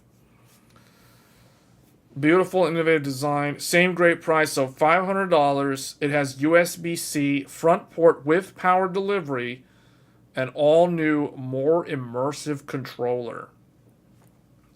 All-new South Bridge. Get this, new South Bridge. That means the SoC is going to be all new. Next generation. Modernize I/O and sustainability efforts. Wi-Fi 6E radio for better throughput. Latency interference mitigation. Bluetooth 5.0 or 5.2 radio. So it's basically Bluetooth low energy radio for improved accessory experiences. That's good. 6 nanometer die shrink. So that means 6 nanometer is basically, what is that? RDNA 3, RDNA 4, something like that. So it's basically on the new RDNA, whereas the first one was RDNA 2. And improve sustainability, reduce PSU power by 15%. So that's actually really good. New low power standby mode is 20% of the current Series S standby mode. Oh, okay. I don't know what those numbers are, but that's interesting. Increased use of PCR on housing to greater than 30. That's the recyclable plastic, I guess. The one that like falls apart after several years or it disintegrates. Ellwood is the Series S. Series S refresh retains the same looking design, but I think it was all digital to begin with, so I don't really think this one needs a redesign. Again, it's the same thing, new SoC, updated, same low price. So no price change, but it's improvements overall. So that's actually pretty good. The fact that it is not really changing, it uses less power. So it's basically a die shrink with the same performance characteristics. I don't see this will deliver 4K Gen 9 console gaming with more internal storage. Does it actually improve the performance? I don't know. It's a little unclear to me. The only indication that it's going to have some performance improvement is this mention of 4K Gen 9. Oh, Gen 9 is the console generation. Okay. But that could be the same as the current one, so I don't really know what that means. But here it is. Launch time. Launch timelines. Check this. Oh, that's wait a minute. Okay. So this is coming a year from now. That's what this means. A year from now. Because Microsoft is in FY24, I think. Isn't it? Yes. Fiscal year 2024.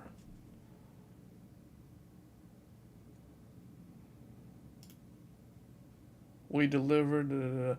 Okay. Yes, they're fiscal year 24. Okay, so Microsoft is now in FY24. So that means that looking at this chart, this product, Ellwood, the revised Xbox Series S will launch almost a year from now. But then the Xbox Series X will launch at the end of October next year. This is next year, for those wondering. People are probably confused. What does this mean? What is this FY24, FY25? FY stands for fiscal year. This is the fiscal year 24 and the fiscal year 25. Microsoft currently is in fiscal year 24. Fiscal year 24 started at the beginning of July 2023. So Fiscal year 24 will end at the end of June of next year, which means we are looking at a 2024 launch for these Xbox refreshes. So Sony's is probably going to be something similar, if I had to guess. Probably a year from now. It's the same. Hey Ray, it's the same console, but now in a cylinder format and without a BD drive. Yeah, I don't know how they're going to address the whole, like, what about those that want the Blu-ray drive? You know what I'm saying? Like, are the people who need the Blu-ray drive going to be stuck on the previous generation? That's not going to make any sense. So, I don't know. It's kind of weird. Additional storage options announced available in fiscal year 25 second half. Okay. So that means if you want storage, it will probably be, like, the storage upgrades might be proprietary and they will only be made available sometime in 2025. 60-day plus separation between launches enables dialogue with different audiences. This is very interesting to read these notes. These notes are a lot more useful information to kind of give insight in how they want in what's called the go-to-market strategy. This is the go-to-market strategy. 60-day plus separation between these two enables different dialogue between the different audiences. So basically, what's weird is they're launching the cheaper one first. I don't know why they would do that. I think they should flip it around. You usually want to launch your more expensive one first and your cheaper one second, so you can get all the early adopters. If you launch the cheaper one first, what ends up happening is you basically kill some of the hype. So that's usually how that goes. You kill hype for your more expensive product. That's the reason why when the RTX 3080 launched, it launched first, and everybody thought the RTX 3080 was amazing. Then the RTX 3090 launched after it, and everybody largely ignored it. So with the 40 series, NVIDIA did the opposite. NVIDIA launched RTX 4090 first, and everybody gobbled it up, even though it was so expensive. Then they launched 4080, and everybody hated it, and they largely ignored it. So that's the reason why I think that Microsoft should launch them the other way around. The Brooklyn should launch first because it's more expensive, and it'll build up. It'll capitalize on the hype. Okay. Well, I've heard that Final Fantasy VII Rebirth this time is being released to PC after 4 months this time. Who told you that? Because that's completely fake. All right, adds value to Brooklyn. Do you have an actual valid source? Because that doesn't sound believable at all. We had a conversation about that earlier. Allows us to focus on new improvements in Sebile? What is that? Oh, Sebile launch. What is that? What's Sebile? Sebile? Sebile tells stories beyond console DTC. What is Sebile? Sebile? Sebile? Sibule? What does that mean? I don't know what that is. Adds value to Sebile is the the new controller. The new controller adds value to Brooklyn and Ellwood at announce. Okay. I guess. Xbox Gaming Beat is in June. That's kind of, what is that? That's like the state of play?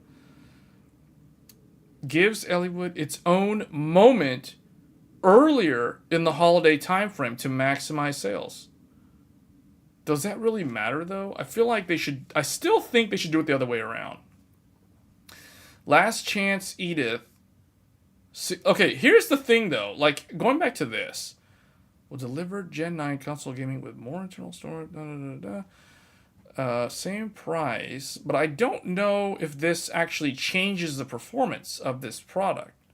So I don't know how they're going to be able to to pull off the strategy as they claim.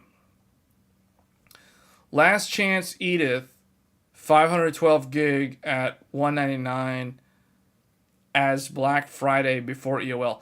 So I'm guessing that Edith is the Xbox Series S, the current one that normally goes for $300. So they're going to try to do a $200 Black Friday special before the end of life. Starkville end of life ahead of Brooklyn launch. What's Starkville? What is all this weird, like, okay, oh, that must be the Series X. I'm guessing that's, oh, hold on, Starkville, Xbox Series X. I bet you that's the Xbox Series X. Do we know what system has the code name Starkville? That is that Brooklyn is taking the product line. Okay, well, I guess Starkville is the current X. Brooklyn arrives just in time for the gifting season, but separate from Ellwood. So the fact that these are going EOL next year does make sense, considering the consoles will be 4 years old next year, the current generation. So 4-year lifespan, that's a pretty long lifespan. Typically, I think hardware refresh for consoles is like 3 years. So they got a whole extra year out of them. My guess is that's due to the pandemic and the chip shortage, which kind of like forced them to backlog a lot of orders for the current generation. And now that the supply issues are relieved, they're having to do a lot of sell-through. You won't be buying Final Fantasy VII Rebirth. Don't like the new direction they're going with the story. I will wait for a deep, deep discount sale for a PC. Well, you'll be waiting for a very long time. I will be covering Final Fantasy VII Rebirth at launch in February. I'll be doing a playthrough of the game. Similar to what I did with Final Fantasy 16, because I put a lot of hours into Final Fantasy 16. In fact, I still want to do a New Game Plus playthrough. I just never got around to it. So I will be revisiting Final Fantasy 16. They added a free DLC, so I will be taking a look at that. And they have announced that they're going to do 2 DLCs. At least 2 DLCs are now planned for Final Fantasy 16. So I imagine that the PC version of Final Fantasy 16 will probably come out with the DLC, but they're only now developing the DLC, which means that, you know, like I said earlier, what that means is that Final Fantasy 16 will probably not come to PC until the very end of next year at the earliest. That's the earliest. So we could be waiting until 2025 to play Final Fantasy 16 on the PC. We will definitely be waiting until 2025 to play Final Fantasy VII Rebirth on the PC. So I'm going to save this picture after the stream, and I'm going to name this picture, this board, Final Fantasy 16 PC and Final Fantasy VII Rebirth PC prediction.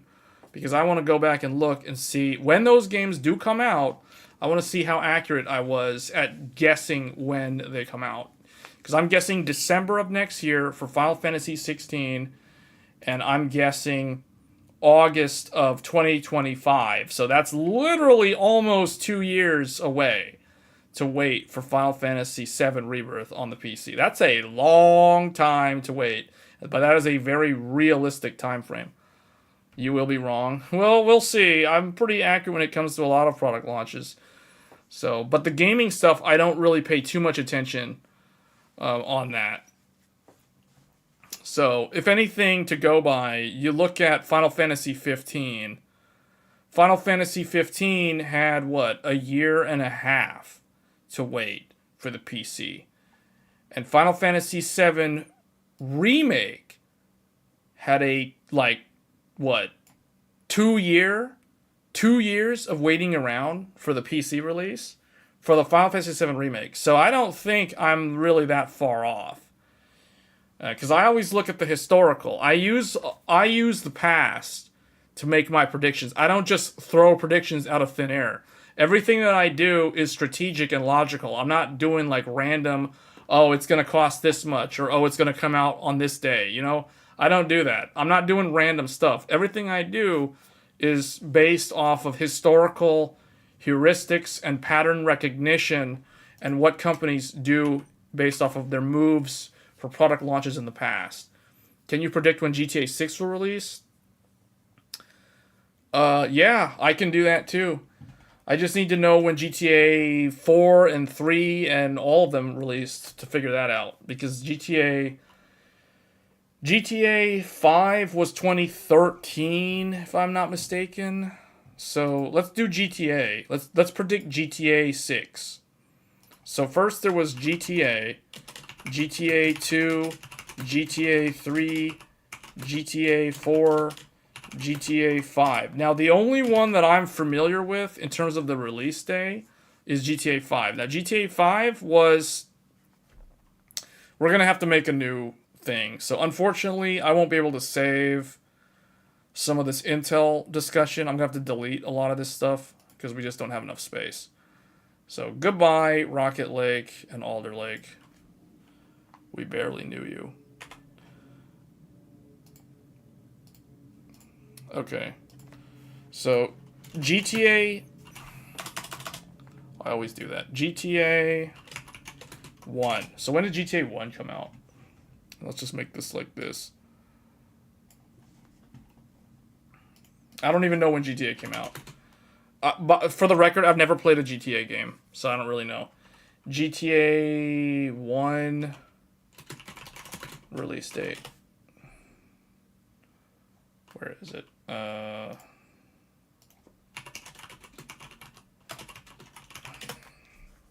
Grand Theft Auto 1997. 1997. Okay. Then GTA 2. GTA 2 was 1999. 1999? That's actually only 2 years. That's interesting. So, but that was back when game development was much more simplified. You didn't have a lot of voice acting. You didn't have a lot of like crazy, amazing soundtrack. You know, graphics were pretty basic. So it was not that hard compared to the way it is today if you're trying to make a really high-end game. So then they had 2001. Wow, that game was 2001? Really? This was 2001? That was PS2? And I'm guessing this one was like 2004. Or 2005 or something. Oh, wow. 2008? Grand Theft Auto 4 was 2008? Isn't Grand Theft Auto 4 San Andreas? What? That's a huge... Wait a minute. What? Well, then what's San Andreas? I thought San Andreas was GTA... There was 2 spin-offs between 3 and 4? Wasn't San... Oh, San Andreas was 2004. Okay, that's where I'm getting confused. GTA... San Andreas was 2004. That's the one that I thought was GTA 3. Vice City?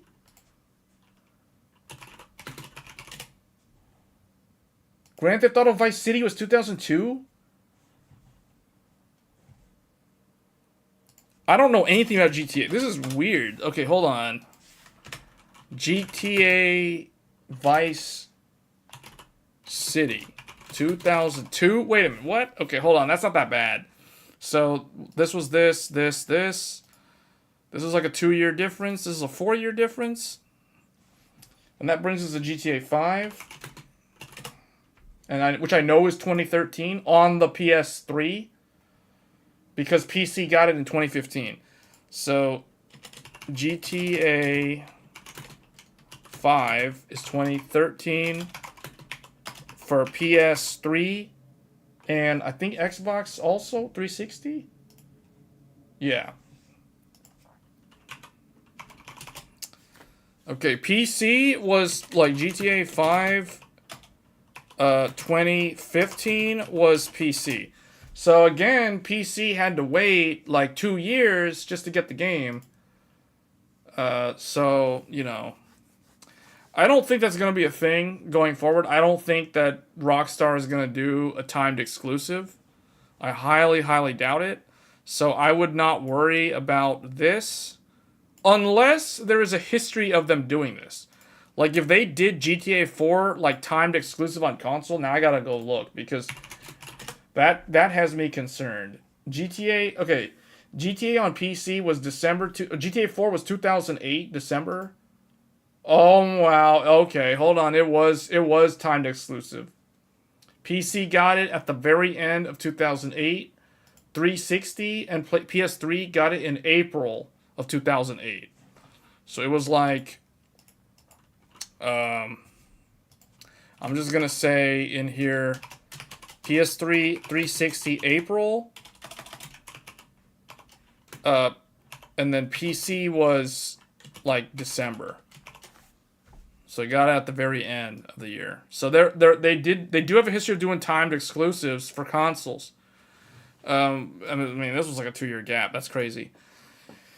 So that could mean that Sony could be talking with them. Well, I don't know if it's just Sony, but I can't see them doing a timed exclusive. Rockstar doesn't seem like the type of company that still does timed exclusives the way Japanese developers do. Japanese developers are all into their consoles. Like Sony or like Square Enix is such a Sony loyalist.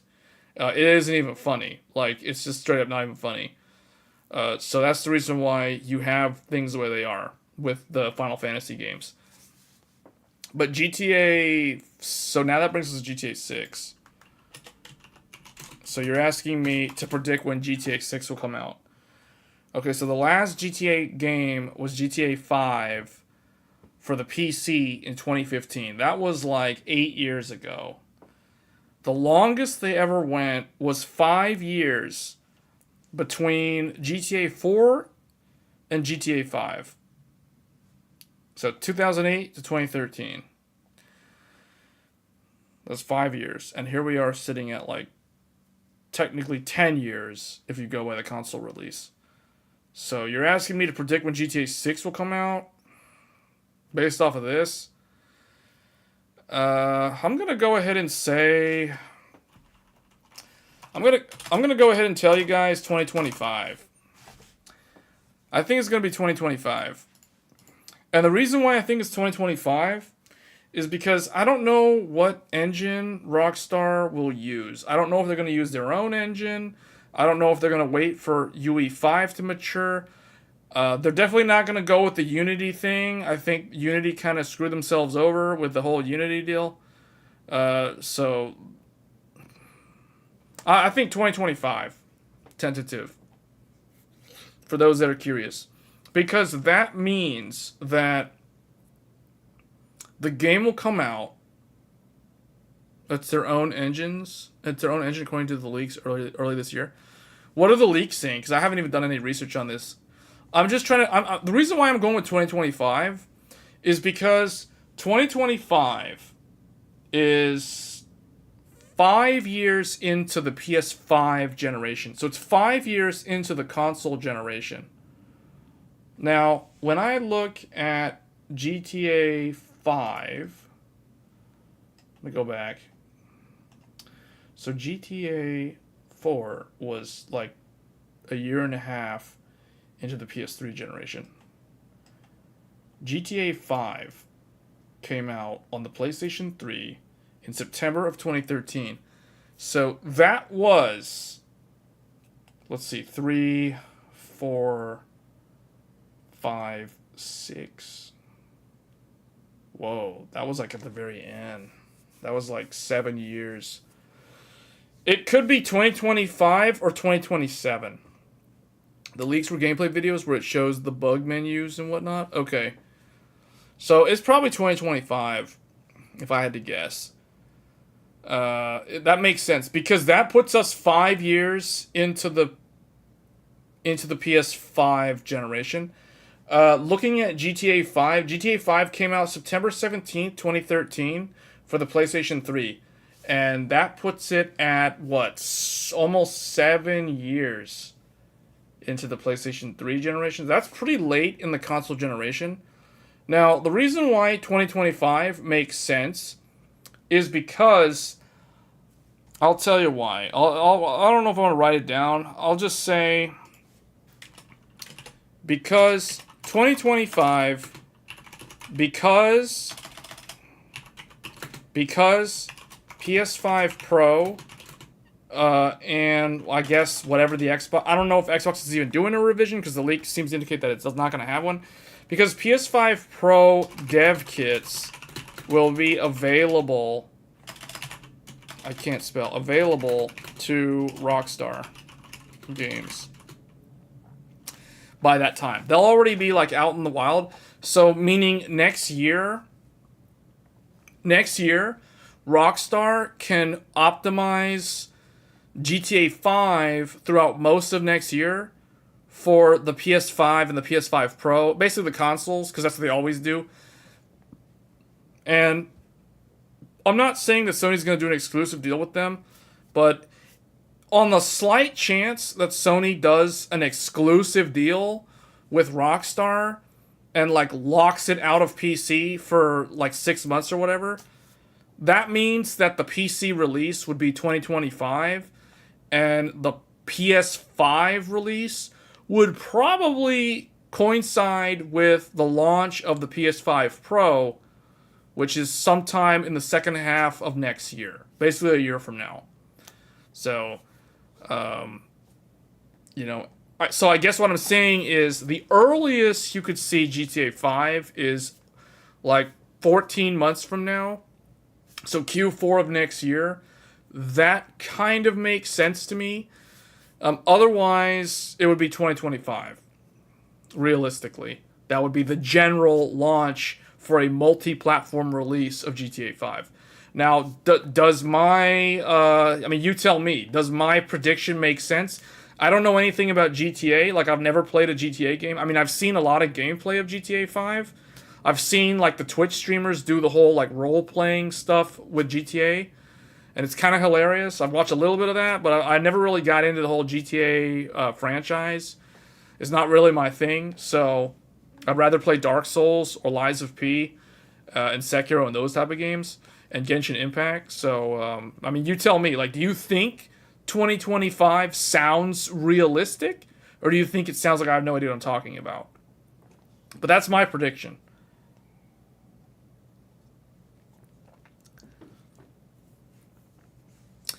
It could be, maybe it will have a teaser. So if it's going to have a teaser, it's going to have one like this week. Because TGS, Tokyo Game Show, is happening literally right now. This is the week of Tokyo Game Show. In fact, that was something that we were supposed to talk about on the stream this evening. But apparently I never got a chance to talk about it. So we got too bogged down on predicting Final Fantasy 7 and 16 on PC and talking about Intel and all their Raptor Lake stuff and Meteor Lake and all that stuff. So, I stand by that. 2025. To me, that seems real. I mean, even like you even mentioned that they showed a debug, like there was a leak of a debug menu. So that tells me that the game already exists, and it's probably going through the debug phase. The story is probably all written already. It was probably written like 2 years ago, or maybe even longer. And they're just putting the game together at this point, and it's just kind of all coming together. All the voice acting's probably already done, and next year is going to be like just optimizing for various platforms. So optimizing for PS5, optimizing for Xbox, optimizing for the PC, optimizing for if the game is going to come to the previous generation, and I hope it doesn't, because if it goes on PS4 and Xbox whatever, that's terrible news, because that's going to hold the game back. So everybody needs to hope and pray that the game does not come to PS4 and Xbox One. because that would just be bad. Tell me when the next DMC. Okay. Man, now I feel like I'm a fortune teller. People are wanting me to predict like when games are coming out. Like, I'll tell you guys. You're like the what? Okay, now if we're gonna do that, I gotta delete like all the Intel stuff. We gotta delete all the Intel. Okay, goodbye Raptor Lake, and basically we'll leave the top. We'll just get rid of all this stuff in the middle. Goodbye Raptor Lake. All right, I'll tell you. Here's the thing. I'm gonna have to look at the DMC release windows, but what I'll tell you about like From Software, I know when From Software's next game's coming out. Like I know when it's coming out, and I without having talked to anybody at From Software, I already can predict with high accuracy when the next From Software game is coming out. Game Tech predictions. Okay, well, I mean, I've gotten the hardware stuff right, because I said AMD was going to launch RDNA 3 in December. I mean, I said it was going to launch at the end of the year, December, most likely, in multiple YouTube videos, and I was exactly right with that prediction. So, let's first I'll tell you guys how I figure it out, like, so you guys can try to make your own predictions. So, just to kind of we'll use From Software as an example, because From Software is so easy to predict. So, like, okay, 2009, 2011, 2014, 2015, because sometimes they do these kind of things. In fact, I think there was a game in, like, 2013, 2016, 2019, and 2022. Now, I gotta remember though, like someone's gonna always bring up like Armored Core, because Armored Core doesn't really fit into the model. I gotta look at when Armored Core 5 came out, because I had never played Armored Core 5. That was 2012. That's interesting. Okay, so we gotta include them. I guess we can include that. It's not really that big of a deal. That game never really sold that well. We'll just go and include it anyway. So this is like really close here, but anyway. So, I'm going to start listing From Software's games. So you guys, by the time I'm done listing the games, you'll be able to have high confidence in predicting when the next From Software game is coming out. So first, there was Demon's Souls in 2009 as a PlayStation 3 exclusive. And for those that don't know, Demon's Souls was supposed to be Sony's Elder Scrolls. Why can't I type? Elder Scrolls Killer. Demon's Souls was Sony's answer to Elder Scrolls. Like, initially, Sony had commissioned, or like they worked with From Software. They came to From Software and they said, we want you to build a game that will rival the Western developer known as Bethesda, because they thought that Bethesda was like the most competent and the best developer of Western RPGs on the planet. Like, Sony thought they were like the second coming of Christ. Like, they thought Todd Howard was that good. Like, he was basically a god to them. So they're like, we need you to make a game that can rival Elder Scrolls, because Elder Scrolls Oblivion is way too dominant. Elder Scrolls Morrowind was a classic. Please make something that can defeat Oblivion. You know, beat Oblivion with something that's even more of an Oblivion. So they tried to make some game, and eventually they came out with Demon's Souls. They hired Miyazaki. He came in. At first, Demon's Souls was supposed to be a first-person RPG, very much like Oblivion. But then when Miyazaki was like, hey guys, I don't think, because of the way the game seems like really, really hard, I think we need to make this third person, because there's no way for the player to see like enemies aggroing up behind them and attacking them. the way you can see that happen in a third-person camera view. So because of him, they shifted it to third person. Thus, the Souls genre was born. So Demon Souls was 2009. So that's a little bit of history on what Demon Souls, what the Souls genre was supposed to be. It was supposed to be a rival to Elder Scrolls. Like, I feel like less than 3% of all gamers even know that. Or even like Souls fans even know any of this. So understanding the history like actually answers a lot of things and makes predicting things way, way easier. Okay, so then 2011 was Dark Souls. October 4th, 2011 was the launch of Dark Souls 1. And the reason why I remember the actual date is because I went to a GameStop for a midnight launch party to get my collector's edition from Namco Bandai for Dark Souls for the PS3. So that's the only... Okay, that's not true. I went to the Kingdom Hearts 3 GameStop launch event as well, but that was like 2019. Anyway, so I went to a launch event for Dark Souls. That's how into Dark Souls... that's how into Demon Souls I was at the time. So that was Dark Souls. Then 2012, I just put this here because that was Armored Core 5, but who cares? 2014 was Dark Souls 2. Dark Souls 2 was 2014. This game was actually not that good. This is probably the worst from Software. This is the worst Souls game. Then there was Bloodborne in 2015. Bloodborne was a PS4 exclusive, and it still is. Just like Demon Souls. I've said this before, and I'll say it again. The reason why Bloodborne's music is so good, and the reason why Demon Souls music is also so good. You guys don't believe me? Go listen to the OST of Demon Souls or Bloodborne. Then try to go listen to Dark Souls 1 and Dark Souls 2's OST. You'll agree. You'll agree. You can just automatically agree with me right now without even listening. But you'll agree with me when I say that Demon Souls and Bloodborne have way better OST than all of the Dark Souls games combined.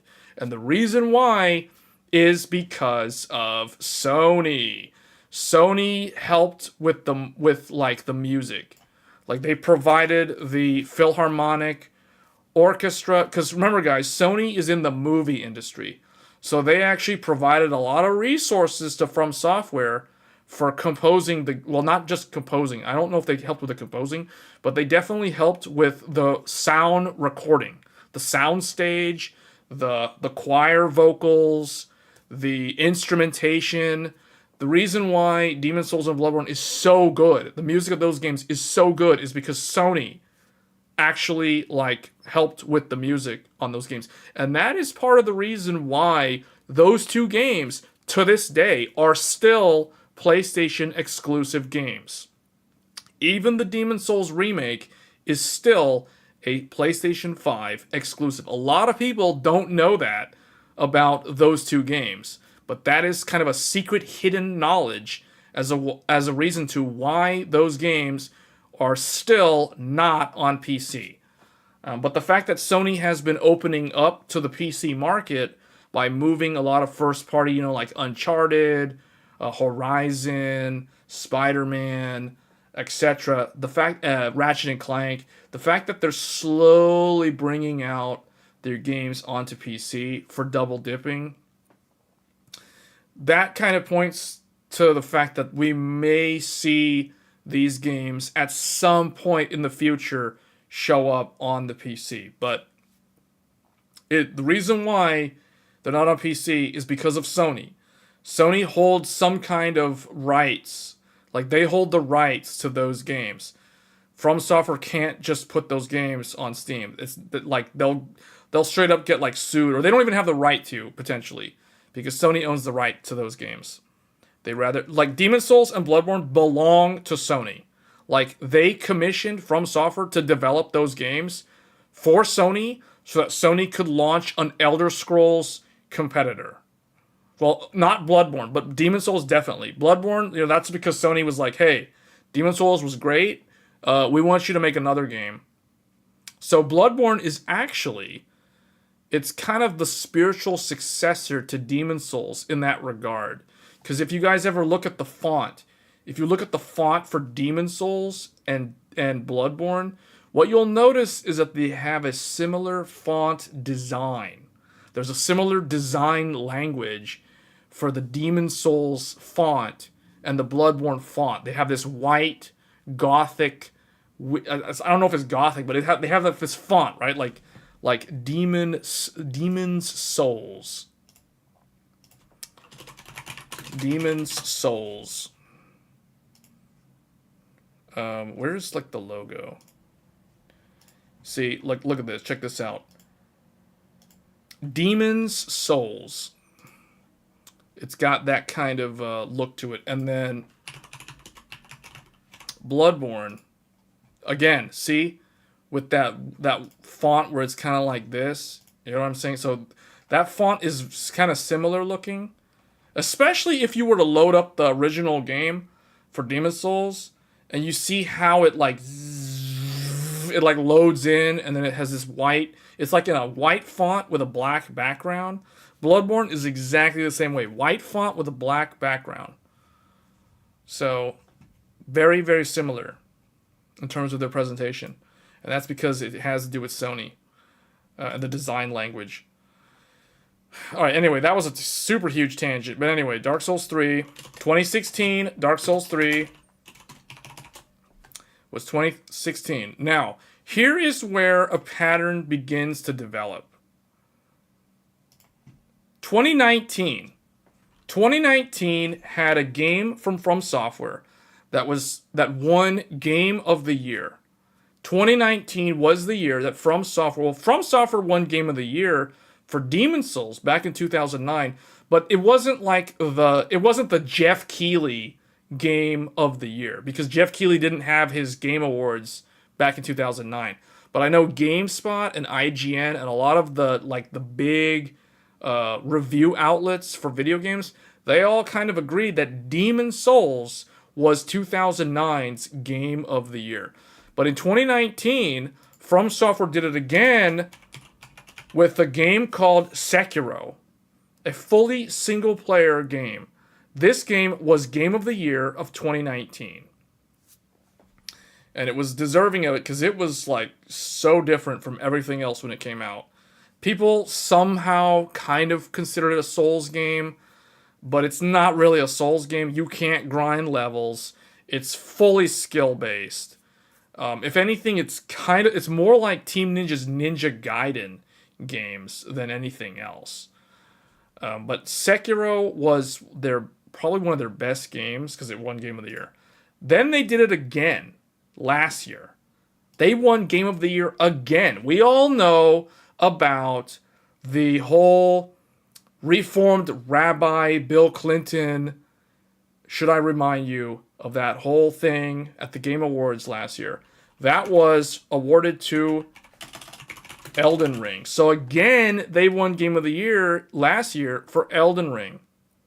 But by now, you guys can see that a pattern is starting to develop in terms of when these games are coming out. Let me play all Souls games on PC, please.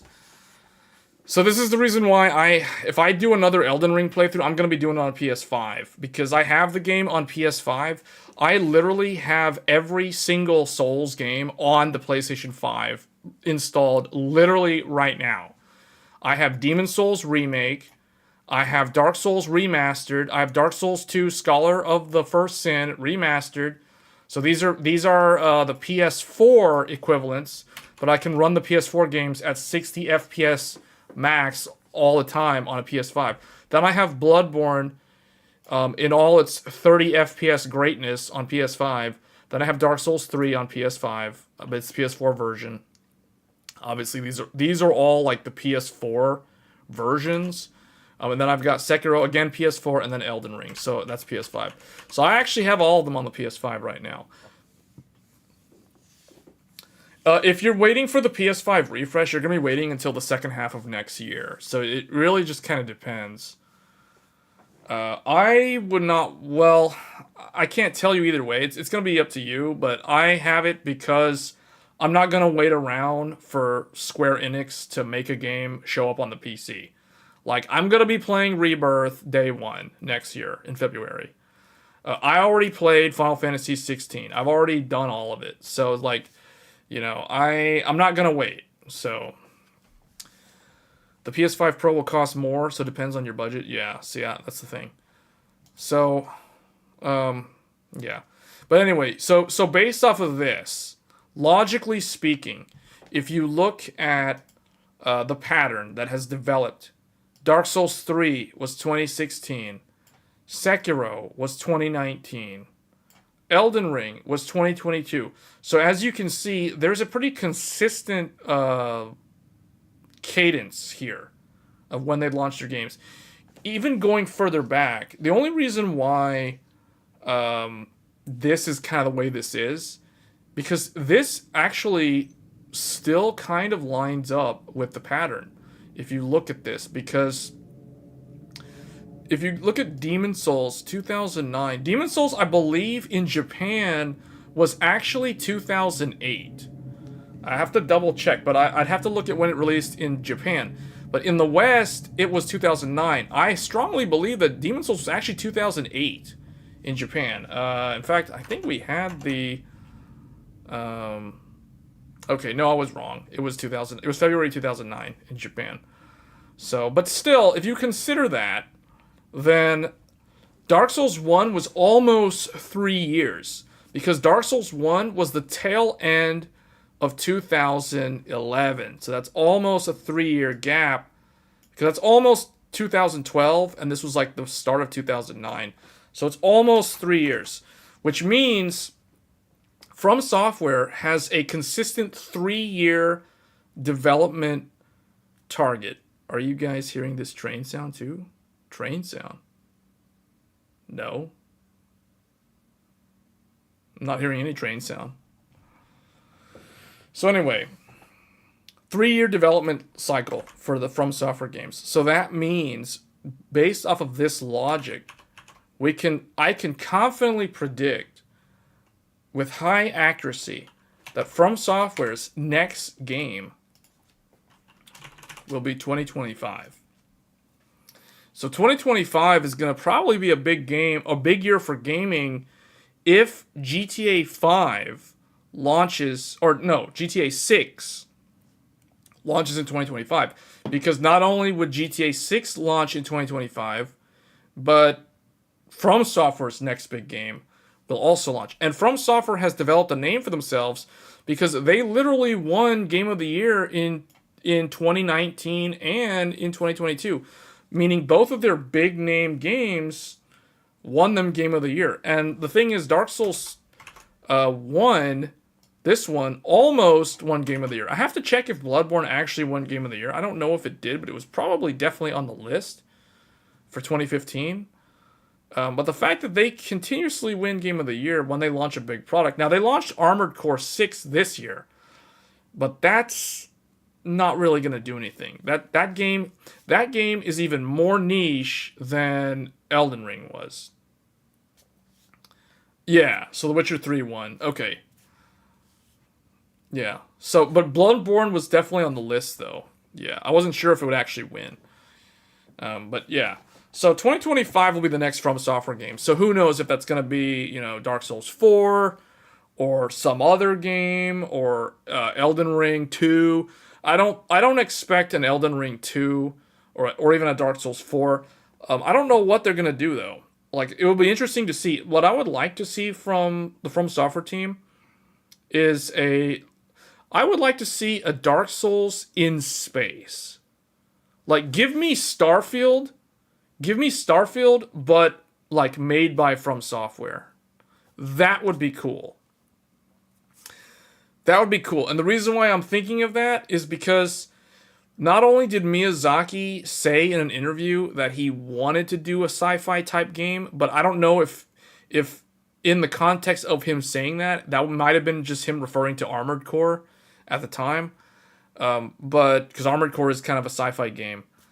But the fact that like the original Demon Souls was supposed to be an Elder Scrolls killer or an Elder Scrolls competitor, why don't they make a Starfield killer?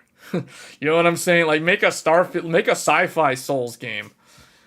Give me like a lightsaber. I want a lightsaber in a Souls game. And I want it to be sci-fi. I want to have a spaceship. I want to travel to planets. Instead of different zones, like, you know how Demon Souls has 5 worlds? Give me like 5 planets that I can visit. And the levels are in the planets themselves. That would be awesome. That would be the next best thing for From Software. Like, they haven't done like a sci-fi Souls type game, and I think that's the next step. They did the whole like katanas and samurai and ninjas and all that stuff. That's old news now. That's overdone because Neo is doing that. Neo 2, Wolong, all those things. You know, there's a whole bunch of that. So that genre is overdone. Like Ghost of Tsushima, etc. All the Yakuza going into like the medieval Japan Sengoku era. Like, let's step away from the katanas and the samurais. Let's do like sci-fi. We've done dark fantasy. We've done knights in armor and buster swords and, you know, scythes and stuff. Let's do like sci-fi now. I think that's the next step. The Adventures of Cookie and Cream 2 would win Game of the Year.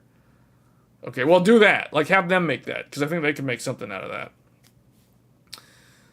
There is supposed to be Elden Ring DLC too. Yeah, but that's probably going to be like next year. That's fine. That's whatever. So, Elden Ring DLC, well, Elden Ring DLC actually should be like the end of this year, but it's probably going to be like early next year. Because they did Armored Core. So they did Armored Core, then there's going to be Elden Ring DLC, but they're already working on the new game. So the new game is definitely 2025. Because there is a strong, consistent pattern with From Software's releases. You know, a 3-year development window seems really reasonable for them. God of War. Well, God of War is actually kind of easy, though, right? Like, if you just look at God of War... God of War was, what, 2018? Yeah, it was 2018.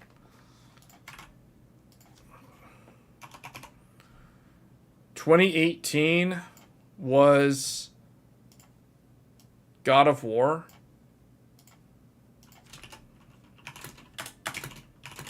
Then we had God of War 2 was 2022. Right? Last year. Last year was God of War 2. Ragnarok.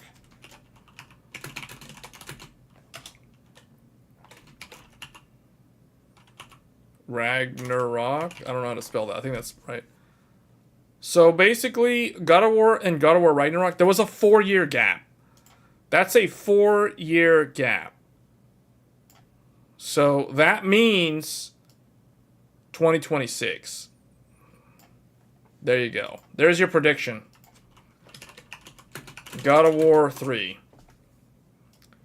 is 2026 if we extend this out.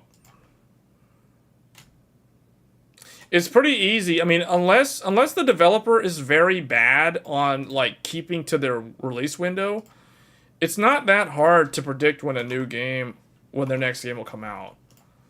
You know what I'm saying? You just kind of you just look at the historical and you just kind of guess. I mean, you could be off by a year at most, but in general, you know the window. You know the general window of when you expect the game. So I would say for God of War 3, I would expect sometime around 2026. Either the beginning or the end or early 2027 or very, very late 2025. But somewhere in that window makes sense. Now, you asked me earlier about Devil May Cry, the next DMC game. So the last Devil May Cry was 2019, I believe. Was the year that Sekiro. Devil May Cry 5 was 2019. So Devil May Cry 5, DMC 5 was with Sekiro when it came out. Now, the only problem with that is DMC was a spin-off, or was made by a different studio, And that was 2013. That was like the beginning of 2013, which I can't even put in here because the time frame's messed up.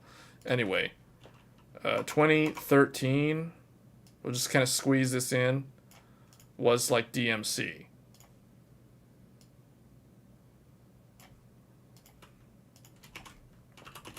That was DMC. Now, Devil May Cry 4 was way back. Devil May Cry 4 was literally 2008. It was so long ago, it's not even on the chart. Like, I'd have to add 2008 to the thing. And that was DMC 4. So just to give you an idea. DMC 4 was so long ago at this point. That was like PS3 era. So you had PS3 era for DMC 4 and DMC. Then you had PS4 era DMC. So it's almost like Capcom does a Devil May Cry game every console generation. So I would not bet on another Devil May Cry until PlayStation 6. So does that make sense? So like 2019 was before PS5 because PS5 was 2020. Like the pandemic. So I would say maybe like 2027. Maybe. Yeah, but Bayonetta's different though. Bayonetta's like a completely different studio, if I remember correctly. Who made Bayonetta? It's not Capcom, is it? It's Sega. Platinum Games developed Bayonetta, and Sega was the publisher of the first one. So that's... And Nintendo was the publisher on the Switch for Bayonetta 2. So that one, you can't even look at Bayonetta to predict DMC. Like if you want to predict a game, you got to look at the actual studio. You don't want to look at the competitors because that's not going to predict the game you're looking for. So yeah, I would say 2026 for God of War 3, and then because think about it, it makes sense when you think about how much effort goes into developing like God of War or Horizon. The games that have a lot of facial animation capture, they have to get the voice actor to also like act out certain parts of the cutscenes. So they have to capture the facial animation. So meaning there's a lot of extra steps that go into developing a game like God of War or Horizon, like those like the Naughty Dog games and the big like AAA games. There's so much in the terms of the production quality that have nothing to do with actually programming and like designing the collision detection and the engine, the game engine and the level and stuff. Like there's so much that goes on the arts side, like the acting and the voice acting and the motion capture and the soundtrack, the composition. A lot of it's being done in parallel, I know, but the thing is you have to like get a lot of resources, a lot of people are involved. With these type of games, and that's the reason why those type of games end up having like a much longer development cycle. You're talking like 4-year development cycle for a lot of these games. So they had a big jump from the last God of War from the 2018. Yeah. So that's the reason why it's a pretty long cycle. Like even look at like Horizon. Horizon Zero Dawn was 2017. Horizon Forbidden West was last year. So, you know, that's like, what, 5 years at that point? So it's like a 5-year difference. So I think 4 years is enough, like, for most of these big games. Some games less, like, you know, From Software's able to do 3 years, and they're able to get by with 3 years because they don't do a lot of this extra stuff. Like, From Software typically reuses a lot of their combat animations from the previous games. And they also reuse their engine because, like Elden Ring, as an example, Elden Ring was literally using the Sekiro engine. And Sekiro was using a newer version of the Dark Souls 3 and the Bloodborne engine. Like, in fact, From Software's games are basically all rehashes. That they're all built on the same tool set going as far back as Demon Souls. Like, the debug menu, I remember when the guy who managed to get Bloodborne running on a PS4, like a custom firmware PS4 that was able to give him the debug menu, Like the debug menu that he put in for like he was looking at the menus in Bloodborne. He was saying how everything in the menu was exactly the same as Demon Souls. Like the frame cap, tying the frame rate to the like timing the in-game animations to the frame rate was something that From Software did with Demon Souls. That's the reason why if you tried to like hack the game and get it to run at an unlocked frame rate, it was actually bad because your character, like your animations were broken to the sense that you could go through walls and clip through walls and then fall to your death. And your weapon durability would like break because every time you swing your weapon's durability is like decreasing at twice the speed because you went from 30 frames per second to 60 frames per second. So now your weapon durability wears out twice as fast. So that's because the developers like thought in their infinite wisdom, they thought, hey, let's tie the game combat engine to the frame rate. Like let's do that. Let's make the weapon and the armor durability be dependent on the frame rate of the game. That's a genius idea. So if you're running at 200 FPS, you swing your sword will break in like 5 hits. Good job. So that's what happens when companies make their own engine and they like don't update it. Because it was like that until Dark Souls 3. I think Dark Souls 3 fixed it. Actually, they did fix it with Scholar of the First Sin on Dark Souls 2. But yeah, Dark Souls 1, Dark Souls 2, the like vanilla Dark Souls 2, Demon Souls, all those games, like if you ran the frame rate at like 60 FPS or higher, you got into a boss fight and you're playing the game at 60 frames per second. If you're fighting with like a light weapon that doesn't have high durability, your weapon was literally going to break in the middle of the fight, and then you're basically screwed. So, yeah, that was the reason why no one really did much with, like, high FPS in those games. That's a good thing for a challenge run. I mean, I guess. I mean, typically, you don't really... In challenge runs, you're just going to, like, either throw items and stuff, and that won't really matter, so in terms of durability. So, I mean, I guess. But, yeah. I mean, that's what I would say in terms of the game engine, or in terms of the release window, like predicting when games will come out. So anyway, that's probably it. I mean, was that all that I wanted to say? Yeah, we talked about the Microsoft thing. TGS is happening this week. The main thing that I wanted to talk about that was Final Fantasy VII. We already covered that. We talked about the time frame on those games. I think that's it for the stream. So, yeah, we went for, like, over 4 hours. So this is a good time to end the stream. So anyway, guys, that's going to be it for this week's live stream. This tech and gaming of the week. I don't know if I'll do a live stream this weekend. If I do, it'll probably be, like, finishing up Lies of P. I'm almost done with Lies of P. There's only, like, 1 or 2 major areas for me to complete. I'm really far into the game. Like I'm about 85%, 80 to 85% of the way through in terms of the main story. So, that's going to be it. So if I do stream, it'll probably be Lies of P again, but that'll be probably the last time I stream that game because I'm very close to finishing it. So anyway, guys, with that being said, I will catch you guys in the next one and take care.